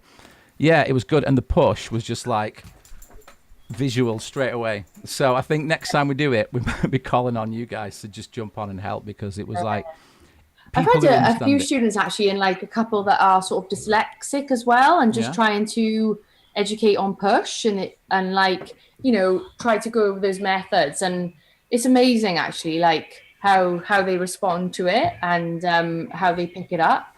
And Sai, like, this is kind of cool, but like I did recently like a funding board thing. Oh yeah. So we go through sort of all like aspiring musicians, and the amount of people that are putting in funding bids to like get on the Ableton train is like it's crazy. It's like, wow, okay, like people are really aspiring to like it's funny you should say that. Train, get their Ableton pushes. Yeah, because the funding, some of these funding boards, they provide funding for equipment. Yeah. So Ableton is the only DAW and hardware that I'm seeing in these That's forms. interesting. That is it anything to do with the Develop Your Creative Practice Fund? Is it anything to do with that? Because I've had 4 people. This one in particular wasn't, but okay. Yeah, no, it's just obviously it's so exciting for me to see, especially being on the sort of dance and pop kind of board. Oh, right, okay, yeah. We're seeing a lot of like Ableton, hey, I just want to get Ableton Live Suite, Ableton Push, and like it's just really cool. Never heard of it. Yeah, no, it's just great. This is great for all you guys. So I mean, just whilst I've got Rachel, James, and Ski on here, that this is now your channel as much as anybody else's. So bear that in mind if you ever want to do anything like this, or anything that's not just, like Rachel's got her own channel. Well, you all have actually, and they're all sort of developing. They've got specific types of content, but I think this is a great place where you can all chat about stuff and kind of talk about interesting things. Because to be honest, I could just sit here all night and talk to you guys anyway. Do you know what I mean? The fact that it's being broadcast is like, well, whatever. If somebody's interested, there it is. But like me and Tim always say this, we just sit here and we just go. this is awesome. You're helping us. Like we're just going, that's cool. That's cool. I mean, I'm sure that's what we feel about each other a lot. I would hope because we're all talking about different things. We've all got different backgrounds, different approaches to music and stuff. And that's what we wanted this channel to be like. Well, that's what we want this show to be on this channel. Everything else is content that you guys want to share. So, and just if you want to put anything up on this channel, obviously just speak to me. And Tom, who was here before, Mr. Elephant, helps with the graphics. That's why they. Oh, yeah, where's Tom? Decent. Is he here tonight? Yeah, he was. He nipped off, so he's going to watch him back. But I had to take him. He was in the. He left it open. And I couldn't figure out how to move his. So if he wants to join back in, he can. Love Tom. I love Tom. Yeah, amazing. I work with Tom Point Blank. He's great. You know, he really knows his stuff, and he's just such a I don't know. He's just got a lot of wisdom. When you talk to him, you just think, yeah. And his website, come on. Yeah, oh, he's brilliant. He's brilliant. He's the type of guy, you know, everything he says, you're like, I actually need to catch up with him so I can just be like, We all do. So listen, guys, when we're all on, because I've asked Dave as well up there. Oh, in fact, speak of the devil, and he digitally incarnates. Oh, here he comes. So, amazing. but as Tom just blends in, and he will come in, the question that we asked Dave and Tom, there was obviously I was out of the room when Tim asked you. Yes, Tom. Hello. Woo! This is the closest to a Christmas do I've had. I don't know about you guys, but I've not had anything. We had a little. I did a little local thing last night. Some of my local mates, I got them all together and we did a little choir. They were really good. I was so proud of them. Choir? Yeah, I did a choir. Do you remember when you joined that other choir in London and you bumped into Chagall and you went, "Are you Chagall?" Yeah, yeah. Yeah, gosh, when was that? And she was like, I think she was quite shocked. I was like, "Are you the Chagall?" Because like everyone had told me about this Chagall. So then she was like, "Oh, hi, I'm Chagall." Yeah, it was me mainly banging on about it because you were like starting to do stuff. But they did really good actually. I can show you a quick little vid over the phone to phone. Do we do that? Three-part harmony. You get that ready while I ask the question as well. Oh, go on, do it now. Go on. Here it is.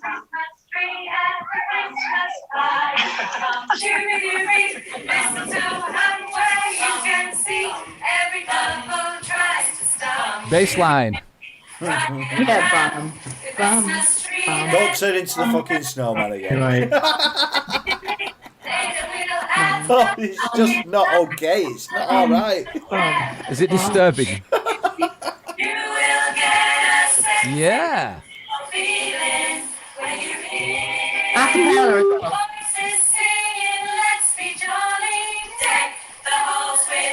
Harmonies.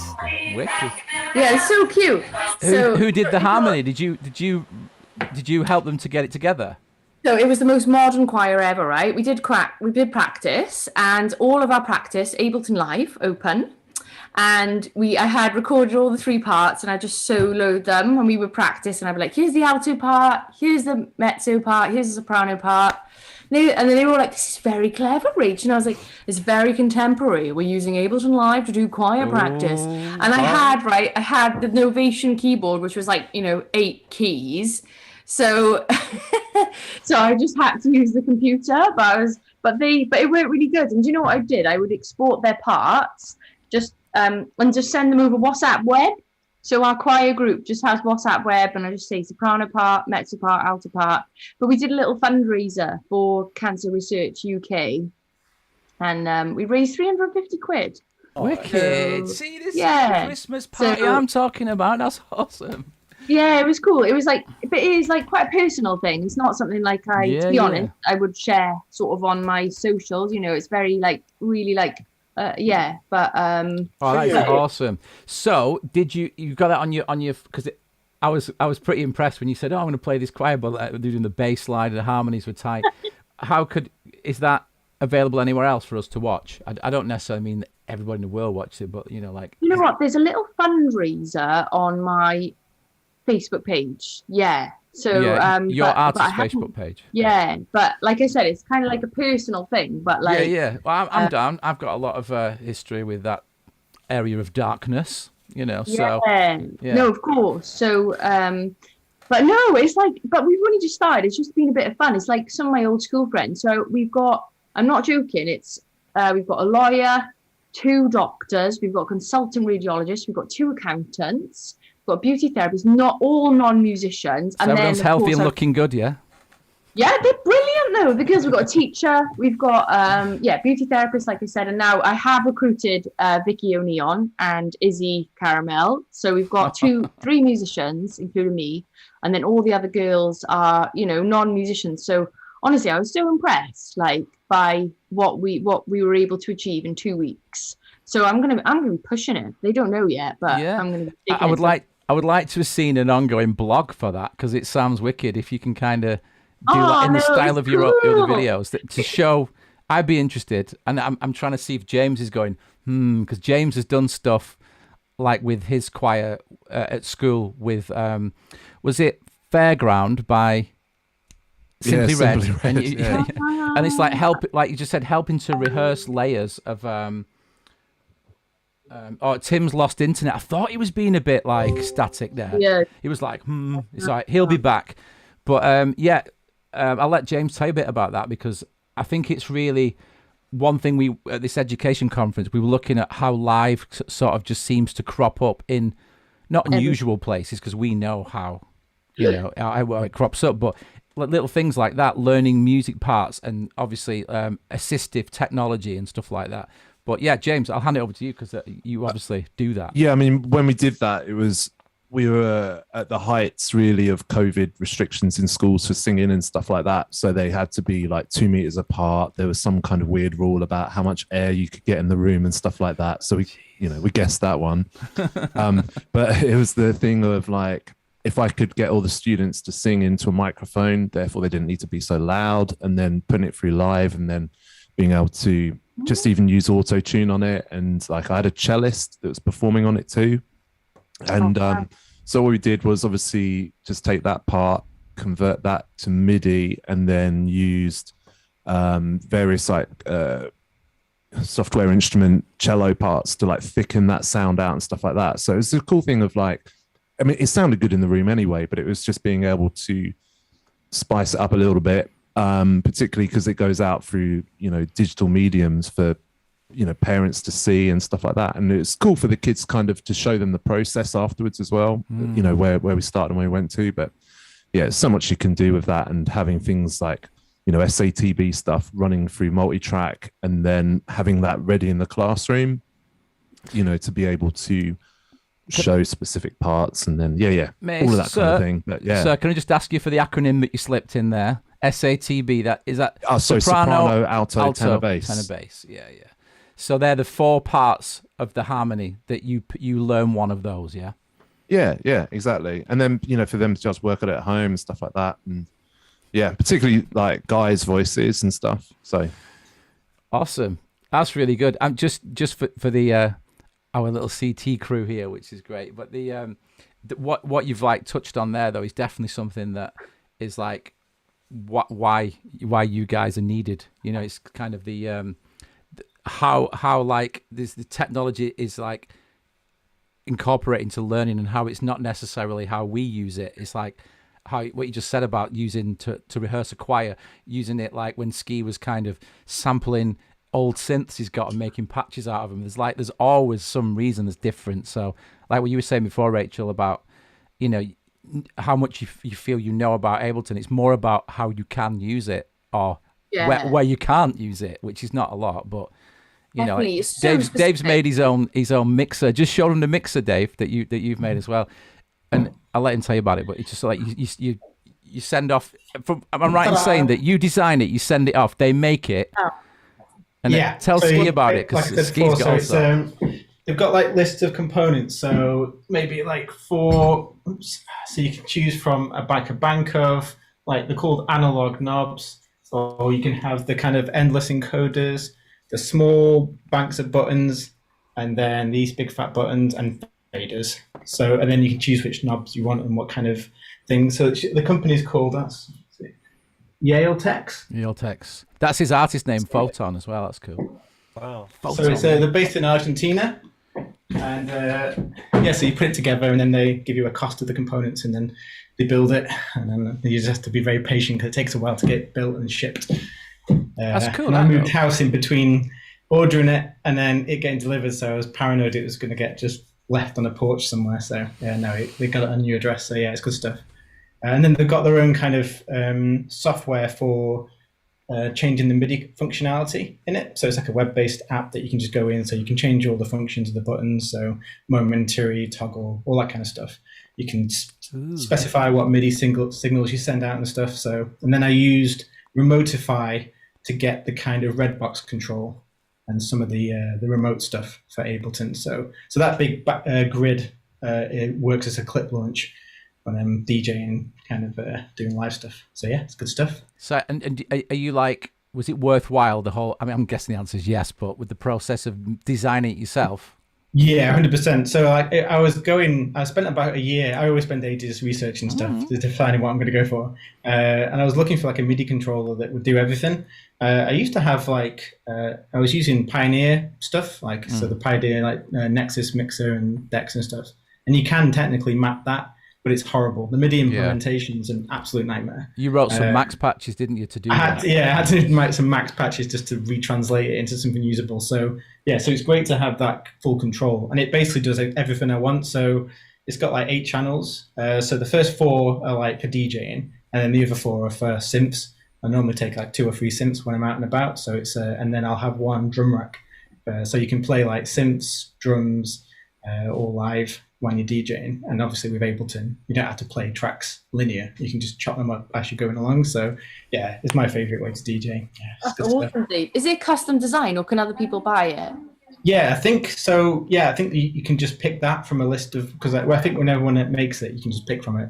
But if anyone wants to copy, you can just let me know and I'll send them the configuration. Yeah. We're about to get the decks out now, actually. So I'm interested. I'm interested, Dave, in this design. Yeah. That sounds wicked. Yeah, it's a good one. Nice. Well, sharing is caring, everyone. Our community. Tim's back. We thought you would be in the mood. Tim, you were like proper like that. Yeah. I'm actually gonna have to shoot off, guys. Before you go, though, Rach. Before you go, the question that I sent you all, which Tim answered the other one when I went to the bar. But the one thing is just to collect any act or artist that you listen to in 2021. It doesn't have to be made in 2021. That did it for you, basically. So you can go first, and then you can do your own thing. It's all good. There's this girl called is her name Remy Wolf or something? Remy Wolf. I heard like a couple of her tracks. Right, there's a remix. I think her name's Remy Wolf, and honestly, I think she might be Spanish or something. There's a remix of one of her songs. To the disco. It's like the way she sings. She does not hold back. And I remember listening to her and I thought, oh shit, I need to go for it more. She really doesn't hold back. And she just she lets it rip on this track. And I'm like Janis Joplin lets it rip. Yeah. Honestly, she's like at the end, she's like, ah! And I'm like, oh yes. I'm like, this is what I need to do. I need to let it rip. There you go. Well, that's perfect, because that's a musical tip and a listening vibe. So honestly, how do you spell a name for anybody who wants to do it? Oh my god, let me just quickly check. Hang on, let me just try. This is a song for the disco or something. She's like I don't know if she's a new artist. I mean, I've only just discovered her, but she has got quite a lot of she's got shitloads of streams. Disco Man is the main song, and it's a remix though that I heard. Hang on, let me just quickly check this. Disco Man. We'll just check this. Yeah, I mean, even if you just listen to the original Disco Man, I can't remember who the remixes. I'll find the remixes of it. Remy Wolf, Disco Man. How do you spell the name? R-E-M-Y or R-E-M? It's R-E-M-I Wolf. Disco Man. Oh, who's the remix by? It's all right. We can find it now from just based on what you've said. It's all right. Yeah, find the remix of this tune. Remy Wolf, Disco Man. We're in. And honestly, should your ad-libs, they are on fire. She, when you like work out a key for a song, you're like, oh, a little high. She's obviously like, let's take it to the highest point and we will just do that, So she goes for it. And I was like, oh, I always love it when I listen to a vocalist that I'm like, oh shit, okay. I need to go for it more, That's what Marvin Gaye used to do, wasn't it? He used to pitch the songs up to the top of his range, so it brought out that kind of stuff out of his voice. John Lennon as well. John Lennon and Paul McCartney, early Beatles, was like, have you seen Get Back, by the way, guys? Oh my God, not yet. That's a whole other. But yeah. Well, I've picked that up with skiing a bit, but I'll let you go, Rach. But if you got, I'm trying to find this bloody remix now. Wait there. I think it's a Little Dragon remix. Hang on. Oh yeah, it's really cool. Hang on, let me find the link. So yeah, Disco Man, Little Dragon remix. Oh, Little Dragon. Yeah, it's such a tune. Honestly, I listened to this. I was like, and there's loads of harmonies and I don't know who she is. I need to research her more. Right. Actually. Oh yeah, but Little Dragon, awesome. I'll just slip this in. They use Ableton Live. Yeah, do it. Everyone listens to that. I think you'll like it. It's really I'm a fan. Kind of like grooving. It's not too fast, and she's just like. And like her voice is just really. From what you've described, I'm just imagining a funky Shakira that lets rip. It's a funky Shakira. Honestly, it's like really strong vocal, and I'm like, oh yeah, this is really good. Sick. So check her out. But yeah, I'm sorry guys, I have to shoot. That's all good. Cheers for joining, and say another hi and a bye to Ree and Ben as well. Ree's just like bringing in the PA. Actually, she's literally lifting. Hang on, I'm gonna have to show. I need help. Just watch. Oh my God! Excuse me. Is that the vocalist and guitarist from Little Thief there? It really is. We've got the Pioneer decks there. We've got the all-in-one set. This is it. Wow. We're about to go hard now. We're gonna get the percussion out, and basically we're just gonna have a party now. So I might call you back in later on then when we're offline and join you. Yeah. So we're gonna do that. Wicked. Pizza first, but awesome. Yeah. But anyway, thanks so much, Si, and shout out to you. You're awesome. This show is awesome, and really good to meet you, James and Ski on the certified trainer thing, and Tim, of course, Tom and Dave. David, I'm gonna have to check out that controller you're just talking about. Yeah, just find me on Instagram. Yeah, I will. I definitely will. I've got his email as well if you need it, Rach. You've got decks, 4 channels. You've got 4 channels of decks, 4 channels of synths, and a drum rack in one controller. Yeah, I'm in. Right, wicked. And Tom, we'll have to catch up soon. Yeah, yes, definitely. Well, good to see you. I'll try and coordinate bringing all you guys together. No, I won't try. It is happening, but hanging out in Wales too long, become too chilled down there. So yeah, it'll happen early next year, guys. Well, I'll catch up. Nice one, Rach. Thanks a lot. Take it easy. Easy. Bye. I've actually got to bounce as well. So I'm yeah, man, that's cool. It was the rule of everyone. Hopefully, see you all again soon. Nice one, Tom. Keep up the great work, mate. Ciao. Merry Christmas, mate. Merry Christmas indeed. Happy New Year. Stay safe in London. So yeah, it's like his Christmas too, because there's another Point Blanker in the house.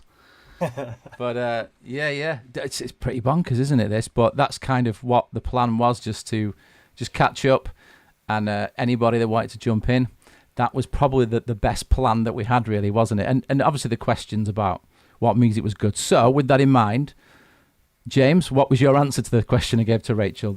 What you'd heard necessarily that made you think, yeah, that's cool. You didn't have to be released in that year. So when you sent the question out, I had a good think about this one because you're the only person that has. Unless Ski's got a similar story. Well, I've got my tracks. Oh, yeah. See, this is what I like about you educators, man. You get it. You know what I mean? You can still be artists and educators as I've you got two. Spreadsheet.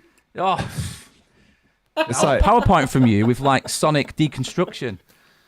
Yeah. But listening to music for me, it's obviously trying to wind down and listening to new stuff. I can't always do it when I'm driving, and I just want to listen to things. I want to listen to a banger on the way home. Do you know what I mean? So, but a lot of the newer stuff that I listen to is from ex-students, really? And there were some ex-students a little while back, and there's literally actually. This was Friday when I went out on the staff jolly from my music department. Went out to the pub first time in ages. Oh my word! Great, yeah. But if Number 10 are getting amongst it, we're going to go for it as well. So let's get on it. So anyway, while I was on the train down to Chelmsford, I was looking on Instagram, and one of my ex-students had put up about one of his new tracks that he'd put out, and I was like, man, that's cool, it's killer, and I was really chuffed with the production work he'd done it and everything like that. What was the vibe? Anyway, so I want to shout out to them. So it was a band called Tropic Gold, and the track is called If You Wanna Go. And I was like, yeah, really impressed. It's on Spotify. Yeah. The other cool thing was like, so I just hit him up and said, look, really love the track. And, you know, we had a bit of a musical chat and stuff. Brilliant. And he then started saying about another band that I'd like. And I listened to these guys on the way home from the pub. Yeah. And I liked it. So this is a band called Loathe. And it was a track called Two Way Mirror. And it's like they're quite Deftonesy. And, you know, I'm a big fan of theirs. Yeah. So, yeah, it was really cool to hear that stuff. So, yeah, most of the new recommendations I ever get are from kids. Why not? Which is great. Yeah. Because all the other stuff, the good stuff's already happened, so you can find that yourself, can't you? But, yeah, exactly. No, that's really good. So, and the vibe is kind of like, it's kind of angst but groovy rock, isn't it? Really, like it's kind of the heavier side with the big guitars, but it's still quite groovy. When I think of my Deftones. kind of prerequisite for anything is that it's got to make your head move. Yeah. You know, like get that head nod thing going on. I mean, I'm a massive hip hop head, but like rock and like that real groove to stuff. Yeah, I love it. Yeah, it never gets boring. Do you like Pantera? Yeah, you know this. just like every day. I think of just like that Cowboys from Hell, like dink, just like swingy for me, blues metal. Like my first like thing into that was the Far Beyond Driven album, which is just like bang, bang, bang, bang, bang, like through the whole thing, and then you get Planet Caravan at the end, which is just Black awesome. Sabbath. Wicked. Same question, Ski. Now Ski's prepared. I like this. Yeah, lots of stuff really. Little Sims, yes, woman, was just blew me away. Wicked. Produced by Inflow, who's just done the stuff with Salt, featuring Cleo Sol as well, whose voice is just amazing. He's produced her album, but it's just the sound he gets. I think he's produced some tracks on the Adele album as well. Yes. Just that sound, that kind of like Motowny, kind of quite lo-fi sound that's just so kind of hip hop but cool and amazing. And he's really elusive as well. There's like hardly any information about him anywhere. That is amazing. So he's one of the guys behind the Salt project. Is that right? That's right. Yeah. I noticed. I saw a certain video of you, and you had all the vinyl in the background, and you've got number 9 on vinyl. Is that right? Yeah, so, that track, London Gangs. London Gangs, man. Oh, jeez. God, yeah. Just amazing. And Love I think they only made that album available for like a couple of months or something on Spotify, and it's taken down now. So. Yes, that's right. It was on my favourites playlist, and it just says not available anymore. So I just put an order in for the vinyl. But I saw the earlier albums have just like rocketed on vinyl because of the price and availability. Right. So those of you who don't know what we're talking about, Salt, SAULT, with one of the producers. It's very like a project it's just great. They've had like Michael Kiwanuka on some of the tracks. It's just great music, and it's not in your face. You've got to go and find it, and there's a nice little sort of vibe to it. But yeah, Little Sims, that album's great, and I thought he was behind some of it. It's just sounds so great. Vicky was going to come on, Rachel's friend Vicky. I think she was at the gig in London this week. Well, I don't know what date it is. This week or at the weekend, and I think she knows the drummer who's playing for Little Sims as well. Oh, right. So, I mean, you probably do anyway. When I first saw Little Sims, it was the Giles Peterson Awards thing in about 5 years ago or 6 years ago. Yeah, and she was on stage, and I was like, "Who's this?" And I kept getting her name wrong, and it was like some of the Bramswood. What's the project that we work with them called that I speak to them all the time? Future Bubblers. The Future Bubblers guys were all there, and one of them was Yasmin Lacey.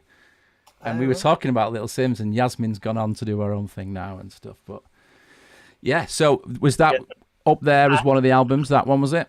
Yeah, and then another one, which I know I want to ask you about actually, is Wet Leg. I could talk all night about these. Oh my god! So the three tracks. They only released 3 singles. 3 tracks. Chaise Lounge, Wet Dream, and recently Too Late Now. But Too Late Now, yeah. I've already pre-ordered the album. That's not coming out. Oh, that's so good to hear, man. So good. So yeah, Wet Leg. Tim, you've heard me banging on about Wet Leg. James and Dave, I've no idea if you know Wet Leg are. But... Yeah. Did you play the video on one of your shows once, or? I don't know if Tim would let me. Yeah, on the chaise long, on the chaise. So yeah, well, last weekend I wanted to meet Dan Carey, who produced the last 2 singles. Do you know Dan Carey? Do you know him? No, I don't. But this is really interesting. Oh, telling me it's interesting. Yeah. So Woody, who's Inti, one of the guys that I produce, friend of mine and Tim's. He was in a long story, quick and bullet point version. So him and Pierre and a few other guys from Manchester were in this band called Golden Glow, and the singer from Golden Glow, Pierre, went to form Speedy Underground with Dan Carey, and they did Black Midi. They've done so many Squid, all sorts. And if you don't know about Speedy Underground, and you guys just read about the ethos, they get the band in, rehearse them like crazy, record them like crazy. I mean, literally, they record under crazy positions, and then the record gets put out ASAP, and I mean, really fast. And so Wet Leg, though, just I don't go off the track too much. Wet Leg put Chaise Long, and it's just like, it just opened up loads of people's ears, like all different ages, all different backgrounds of music. It was just quirky. It was a bit of fun. Videos off its head. But yeah, Dan Carey did Wet Dream and the third one. And yeah, and it's just like very zeitgeist, very right now, very like what is going to happen next.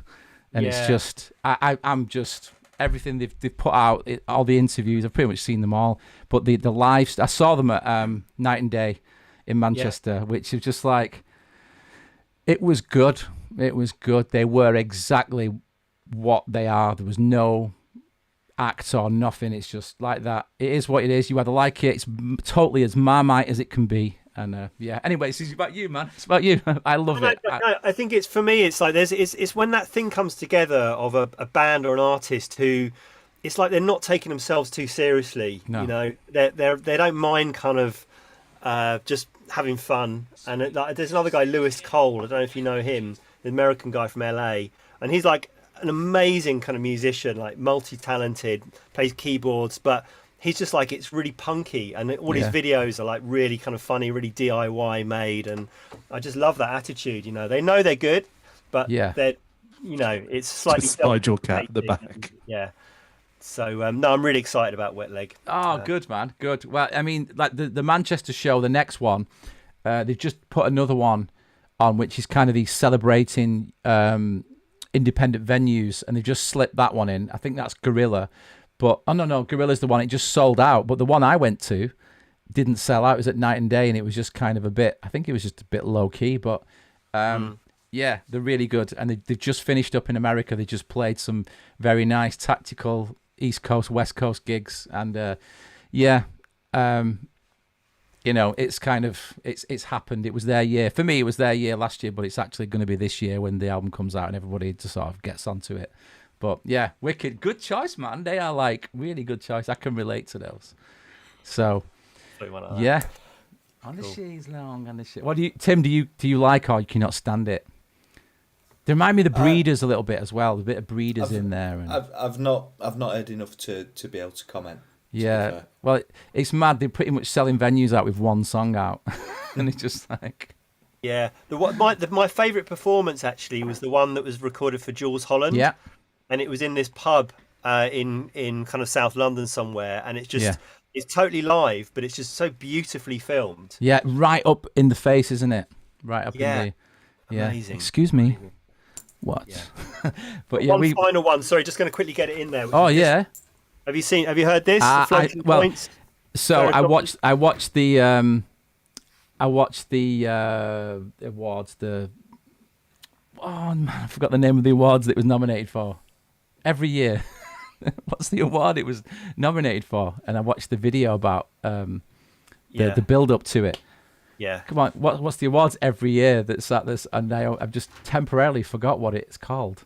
I know what they and are. like Elbows won it, and Talvin Singh and everybody. Mercury Music Prize. Mercury Music Prize. Yeah. So this year, the year that was on, this year, it was so eclectic. I thought, how can anything win?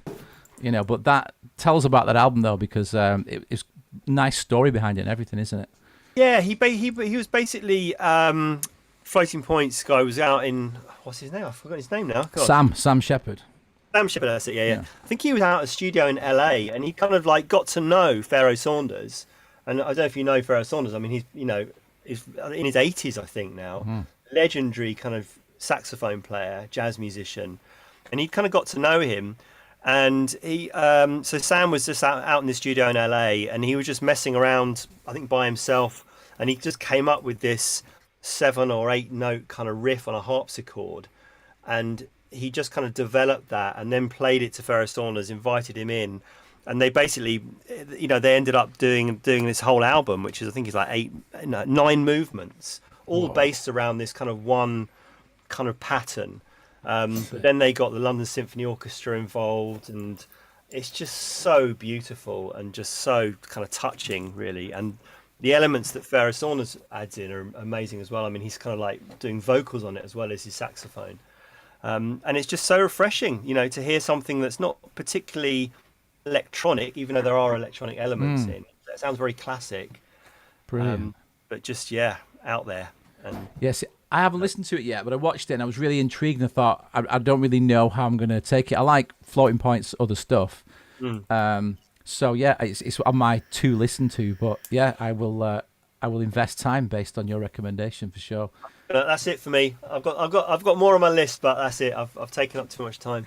You've not though. You've not. You can keep going for me if you want, mate. Because it's like, if you want to talk about it, this is what it's about. You know what I mean? It's like, it's so good. I think, I don't know what Tim says, but we do this show, and I just can't believe it's like you call out to the universe, like, oh, I could do this. I need to know what to listen to. I need to know what techniques to try. I need to like have a word of myself about doing stuff, and the guests just deliver. Whether it's Dave and his controller, you recommendations, James with his kind of approaches and stuff and whatever, and Rachel as well, just doing But it was just great. And Tom, it just, I think it's good. So yeah, don't hold it back, mate. Let it go. I love this kind of year, this time of year, because today's my last day of work from my day job, Point Blank. So I've got about just over just under 2 weeks leave. Excellent. So now is the time I can kind of do my radio show, and I'm going to do. I always do like a yearly kind of vinyl only show, and just play all the stuff that I've bought throughout the year. So when's that going to be on? I'm thinking about doing it live. Actually, I normally record it and then put it together in Ableton. Yeah. Live. But this time I'm thinking, because I started doing a Twitch channel this year. Yes. I've been there.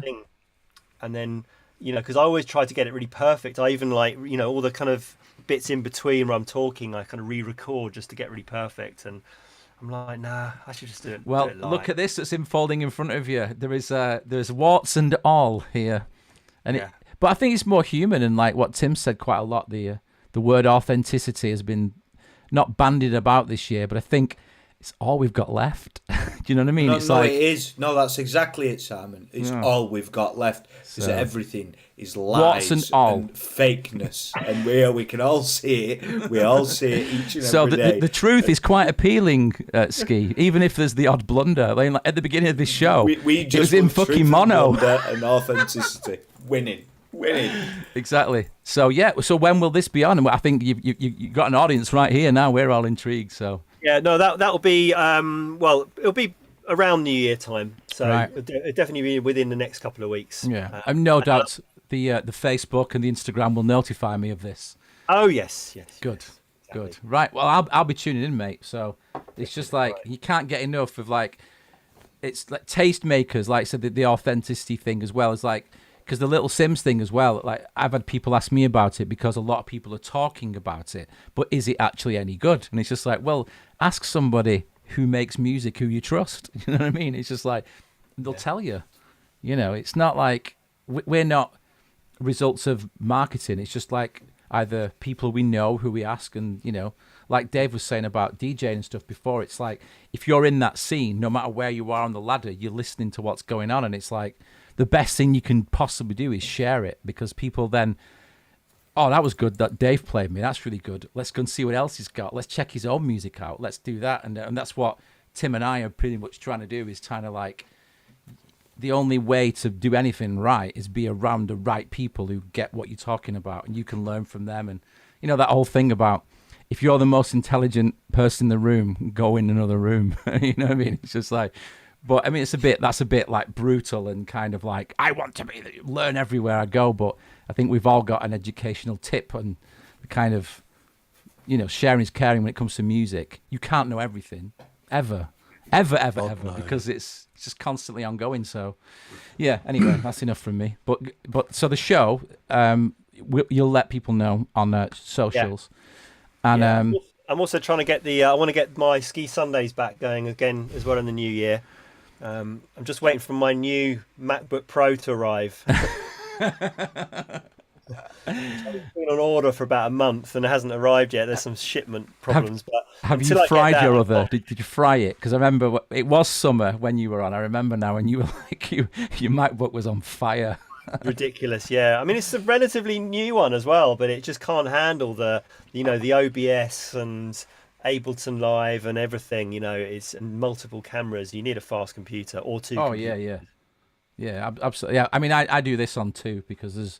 Yeah. When me and Tim do stuff and we record it as well, to have the full session running plugins and stuff like that. But I mean, we haven't really done that live, but we record it, don't we, Tim? When we do like I record it to OBS because it's easy to get. We like have multi cameras and do shit so we can archive when we first did version 1 of some crazy tune we did, and then look back and think, what were we thinking? We've got some highly amusing footage from that process, haven't we? Yes, indeed. Respect to you because you've done, to you both because you've done it really well and it looks so professional, and the way you bring people in and you do the titles and everything, it's great. I think respect. Thank you very much, Ski. But I think I will bow out of that praise and give it all to Simon because come on, it takes the vast majority of that has been done by this man. He's the one that sat there controlling everything, and I'm just sat here just responding. Yeah, but and if I press a button and I miss, you know what I mean? What do we do then? It's all good. It's all good. We're trying it, aren't we? It's just trying to make our way through it. But James, have you got anything to add to before about the music stuff? I know you mentioned about the people that. Ex-students, which is great actually. That's really good. I think I've got ex-students I've got are actually doing some good things actually as well. I think about it, but yeah, like in bands doing good things. I'm trying to think of, but yeah, anybody else who's kind of doing stuff. One thing you did say actually the other day, James, is that one of the guys that was an ex-student of you was working for Future Music magazine, wasn't he? And he was that's right, yeah. Cool.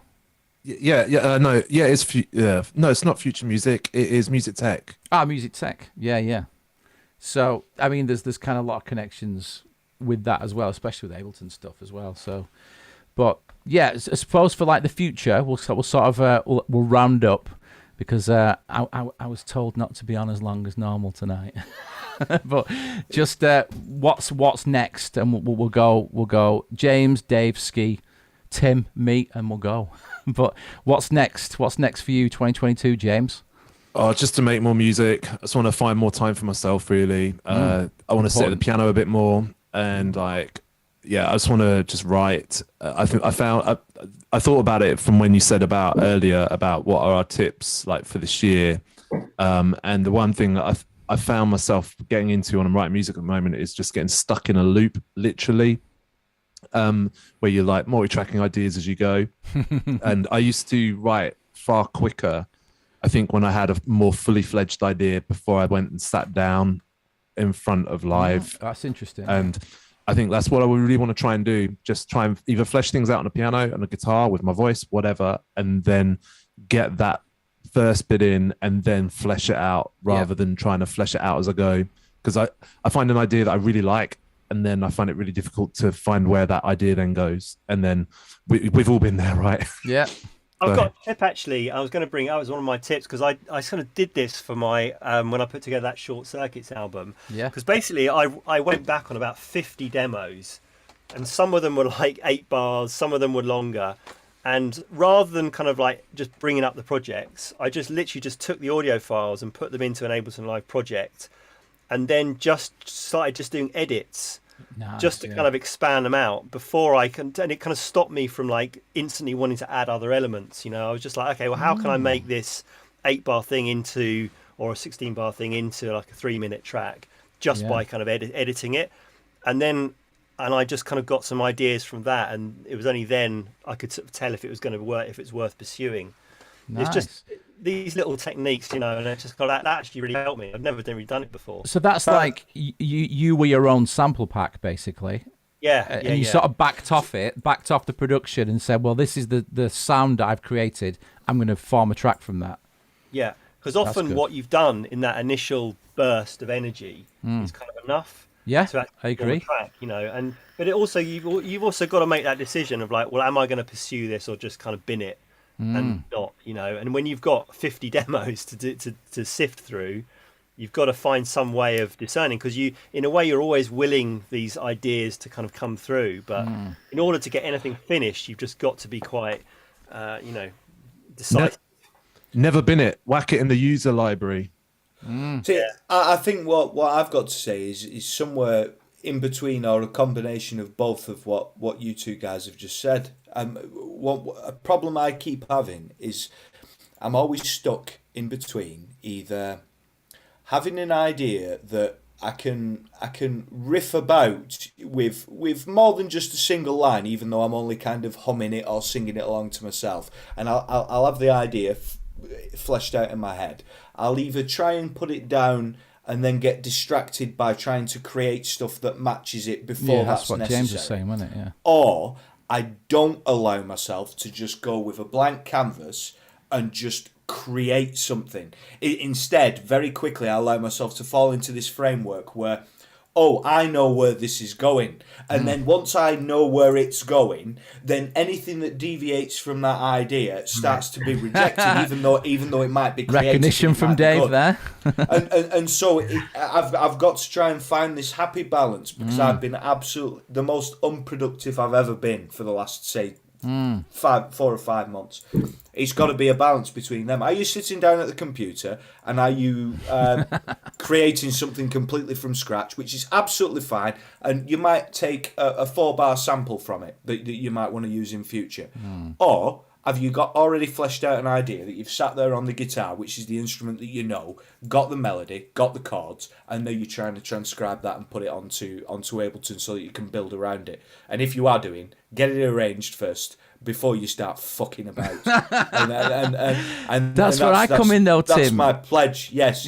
But you're not always available, mate. But just record it, though. The thing is, you've got to capture any idea, and because then you can only then decide whether it's good or bad, if it exists, which is what we've been saying on this show forever. But how about the Get Back documentary? Sorry. To see how they refined their ideas. Yes.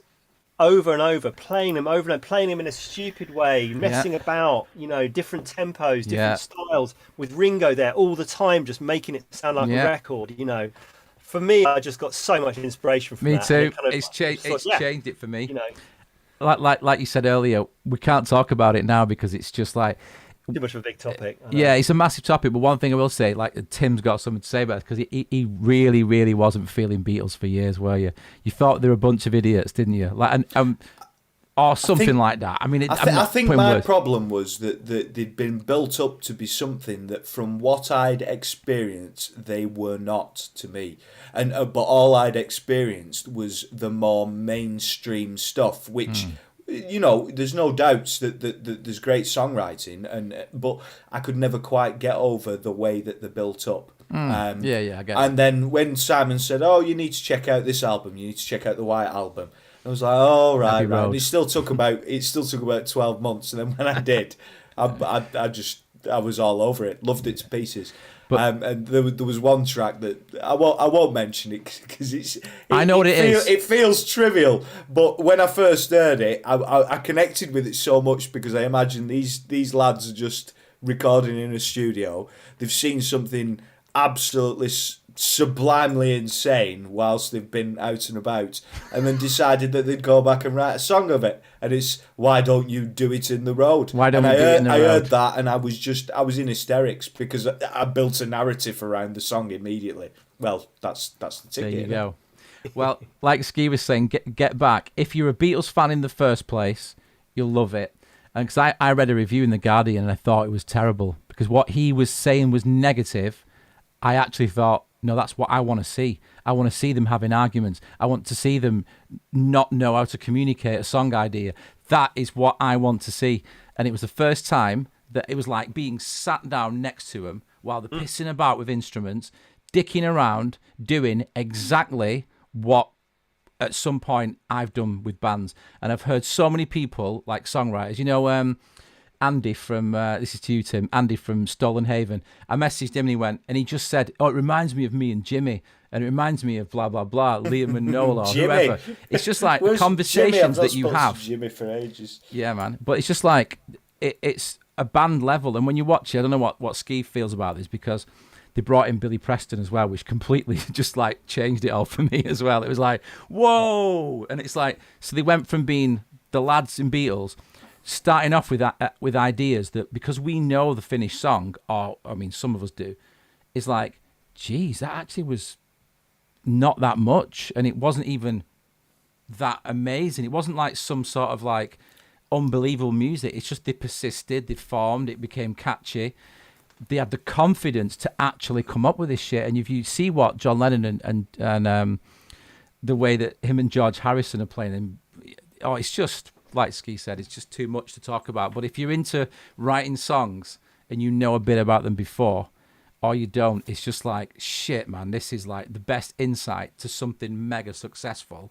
Like, you don't get much more successful, really, do you? So I recommend it to anyone who actually writes songs, who has human interactions with I think people. that, and it's just that thing of like, well, yeah, you hear all this amazing music, but like it's not that easy, It's not easy making music, and but you have to have that energy to keep going, and it's amazing. We shouldn't. You need to watch it, Tim. Tim, you need to watch it. I can help you out with that, because it's just interesting anyway. It's long, isn't it? Though it's on for a long time. Yeah, 3 sittings. We did it in. Oh, really? Oh, I did it in probably more, but yeah, awesome. But yeah, and any parting words, guys? I'm gonna let you go, because we could talk all night, and I promise I wouldn't be on that long. But anything to add, Dave? I know you've been sat there patiently, so thanks. Just to kind of touch on what you were saying. I mean, like, one of the things I've started to do this year is very much just trying to have that laser focus. My problem is I get like pulled in lots of different directions. Still creative, so whether it's a musical thing, or I want to do some art thing, or some photography thing, or videography thing, and I realize it's not I have to focus. So this year I've focused quite strongly on just getting a few things finished, which is actually worked really well. So like they've got a track coming out. It's pre-orders on Christmas Eve, which is good. All right. And it comes out on the 7th. But it's me and my friend were working on tracks, and we had like a specific label in mind, and we made the tracks like with that in mind, which is sometimes hard to kind of track with one particular style. But we thought it might take a year or two to kind of build up the momentum to get to that label, but we signed it straight away. So it was like, wow, get in. So it's a Solomon's label. I don't know if so it's dynamic. So it's quite a good one for our kind of thing. Well done, man. And what's the name of the track? And you're gonna post us links and stuff where you can. Yeah, so I'll post it all. It's called Commodore, actually. Commodore. Like a retro type thing inspired. But one of the things that I found was, because this last year I've gone part-time with my day job. So do 3 days with that. That's how it starts, mate. That's how it starts. Exactly, yeah. Just moving the ratios of day jobs to other job. One of the things I found is like, for me, to finish a track, or at least to get the track to that like proper level where it's an actual arrangement, I can't do it in bits. It's kind of something that I need to dedicate like 5, 6, 7 hours in a row to. Yeah. So I kind of split my music time into 2 portions. One I call admin, and one I call like getting a track done. So like all the admin stuff is maybe coming up with loops. It might be, right, I've got a template. I've got loads of different templates for different styles of music. So I've got all my synths set up, all the kind of patches that I've been trying to figure out and find. Like you showed that kind of drum rack where you can select things. I've got one of them for hi-hats and other things. So when you're there's nothing distracting you from that flow state. So once you get in that flow, I made one. So the track that got signed took almost a year of faffing about, going back and forward. And then another track that's on the same EP took like a weekend. And it's just like some of them just take a year, some of them can literally just just come together so fast, and you can't rely on it always happening. And one of the things, Tim, what you were saying, one of the things I found out is a cool way of getting around those creative blocks when you've got like a loop going.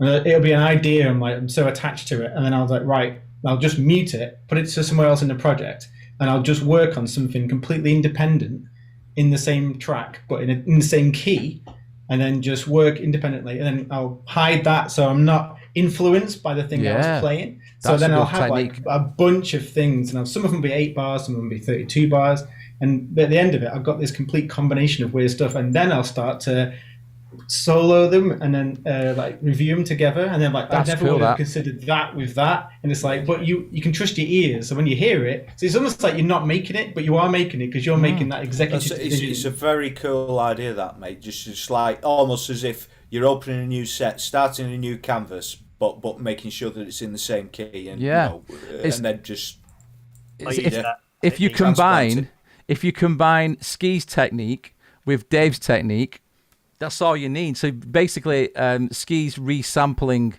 his own ideas, and you're using your own starting point as a direction, and then doing a similar thing, Ski, bringing it all back and seeing what. So you're like remixing yourself, and you're doing a sample pack of yourself. I'm DJing with my own bits. It's like it's cool. It's the DJ side of thing, but I don't know. I think because like sometimes you're lucky enough, you've got an idea in your head and you can just get it down and it's exactly what you wanted. But sometimes, I feel like my own head's a limitation in a way. Right, exactly. Like 1% of the time. Speak for yourself, boys. But it just, you can create those new directions. And in a way, it's almost like you're working with someone else. It's not like you're working with exactly, different parts of your brain. You didn't expect there. So that's quite good. Can I hold you, Dave, to come on and talk about that? Because I think that's where people, especially people who are just starting off to make, and especially with like MIDI and tech, they really miss that bit. And I think that would be great to show people that, if you're up for that.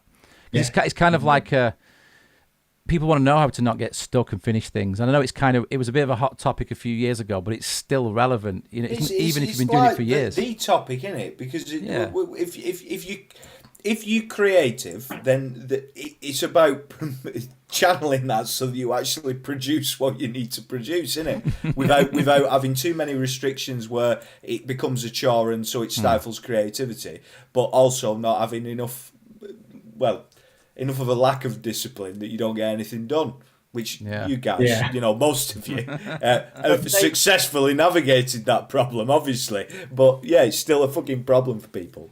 David said, you said that word admin, and I do think there's kind of a big element of admin in finishing stuff off that isn't necessarily the kind of the cool bits of like, using MIDI and programming things in. It's literally just being really kind of focused on. Yeah. And one of the things I do as well with the finishing tracks is I'll have at least 3 on at the same time. Because I always completely lose track of whether it is even good anymore. Because you can't see the wood for the trees. You've been listening to the same thing like for 8 hours. I mean, I think if I listened to my favorite track from one of my favorite artists 8 hours over and over again, I'd hate that too. Yeah. So it's good. That's a good one. Like have a break and just like, because I've worked on stuff and like at the end of the day, I'm like, this is crap. And then a week later, I'm like, oh, it's amazing. There you go. You just walk away. Sometimes it helps to have a couple of things on the go that are slightly different. Because then I had one track, I was like going a totally different direction, and there was just one loop there. I'm like, ooh, that would work in that one. And then with that track, I'm like, I never thought of that bass line, and that would work in that middle one. So in the end, these tracks kind of all complemented each other, which if I wasn't working on them all at the same time, I would never have kind of come up with those different sounds, because I wouldn't have thought they would have fit. So only when I like did something totally different, I'm like, wait a minute. So switching lanes, like switching lane. I like that because somebody said, I think it was Phelan. If any of you know Phelan Kane, he's another certified trainer, and he's a Max certified trainer as well now. And he put something on Facebook, something about whether it's him or one of his friends. He shared it, and he was just basically saying, if you're a procrastinator, work on 2 tracks at the same time, because when you procrastinate from one, you work on the other. And it's just it's a similar kind of thing as what you're saying, that I used to think it was a bad thing because I always have about 4 or 5 tracks going at once because I'm working with different people as well at different times and for different reasons. I think Ski, you're probably the same as well. And it's like, so the reason and the frame of mind that you need to be, like what you were saying, Dave, you need to admin some things, so it's just like you need a different part of your brain to do it. But whereas if you're in the flow, you need to open the one that needs the new bass line or the new top line or wherever it is. So yeah, I'm fully prescribed to that. I'm glad you said it between the two of you, well, the three of you, because it's just like, yeah, I'm not going mad. It's actually real. So listen, guys, I'm going to have to go because the dog is barking his head off and no one's going to let the man out. So I've even set up a camera for the dog, Max Cam, and I've not used it. But it's been an absolute pleasure, guys. I thank you so much for your time. And I include Tim in this as well, because not only is it just fun, I mean, there's people like in the chat room as well. Milton says hi, by the way. Milton's in the chat room. Merry Christmas, everyone. Yeah. Thanks for putting this on this year. So we've got, I think whoever's, I don't know how long ago the last comment was, because I've not seen it for a while, but stragglers at the end, Ned Rush and Milton and MHO, who've been regulars. I mean, there might be other people in there watching as well. I don't even want to look at numbers. It's just metrics mean nothing to me. I'm joking. They're everything. No, not really. So thanks so much for all our viewers who actually tune in and help shape this. And everybody here has actually been on and done a show. Yep, awesome show. MHO saying thank you so much for contributing. Thinking of your mate as well. You know what I'm saying? And but it's just been this whole thing has been so good. And like I know, like James is doing stuff, Dave's doing stuff. You've got the Ski Sunday going on, and everyone's kind of got their own thing. So it's kind of, even if it's a place to decompress and talk to other nerds. But it's been an absolute pleasure this year. So I hope you all have a great Christmas. Merry Christmas, and guys. Thanks a lot. Happy Christmas. Happy New Year. Thanks Hopefully for doing this. next year won't be quite as troublesome as this one. And we said that last year, Tim. we did, and we're going to keep saying it every year until it sorts itself out. But in the meantime, we'll just do more things like this. And it's like, we all won't go as mad then, because we can be around people who understand us. Like, between a lot of you, you've just made me go, yeah, I do that. Yeah, I do that. And like, oh, yeah, I'm not a nutcase. So we've not all lost the plot. We've not all lost it. And if we do lose it, let's do it together. So, right, I'll be in touch, guys, because I want your contribution much more, because this is awesome. There's lots we can do. If you have any ideas, drop me a line. If any of you lot out there as well listening to it, it's easy to get hold of me. You just type Simon Lyon Music on my website as a contact sheet. If you've got any suggestions for next year, you want to see more from these guys, because they've all got their own strengths and doing great things, and that includes anybody we've had on. You know, we've had Lena. Lena's been mentioned as well. Lena's awesome. Rachel was in there. We've got a whole new set of CTs as well that we'll bring on as well. Liam and Emily, we've not spoke about yet, and Milton. So I want to get all these people on as well, and they've got loads to show you that would fill an entire year of shows and beyond. So it will happen, and more live performances and cool stuff as well. So let's do it. So thanks for listening, guys. Thanks for everybody at home. Everybody's contributed. Happy New Year. Merry Christmas. See you guys. And we'll catch you all soon. Take care. See you later. Thanks again, guys. Thanks for joining.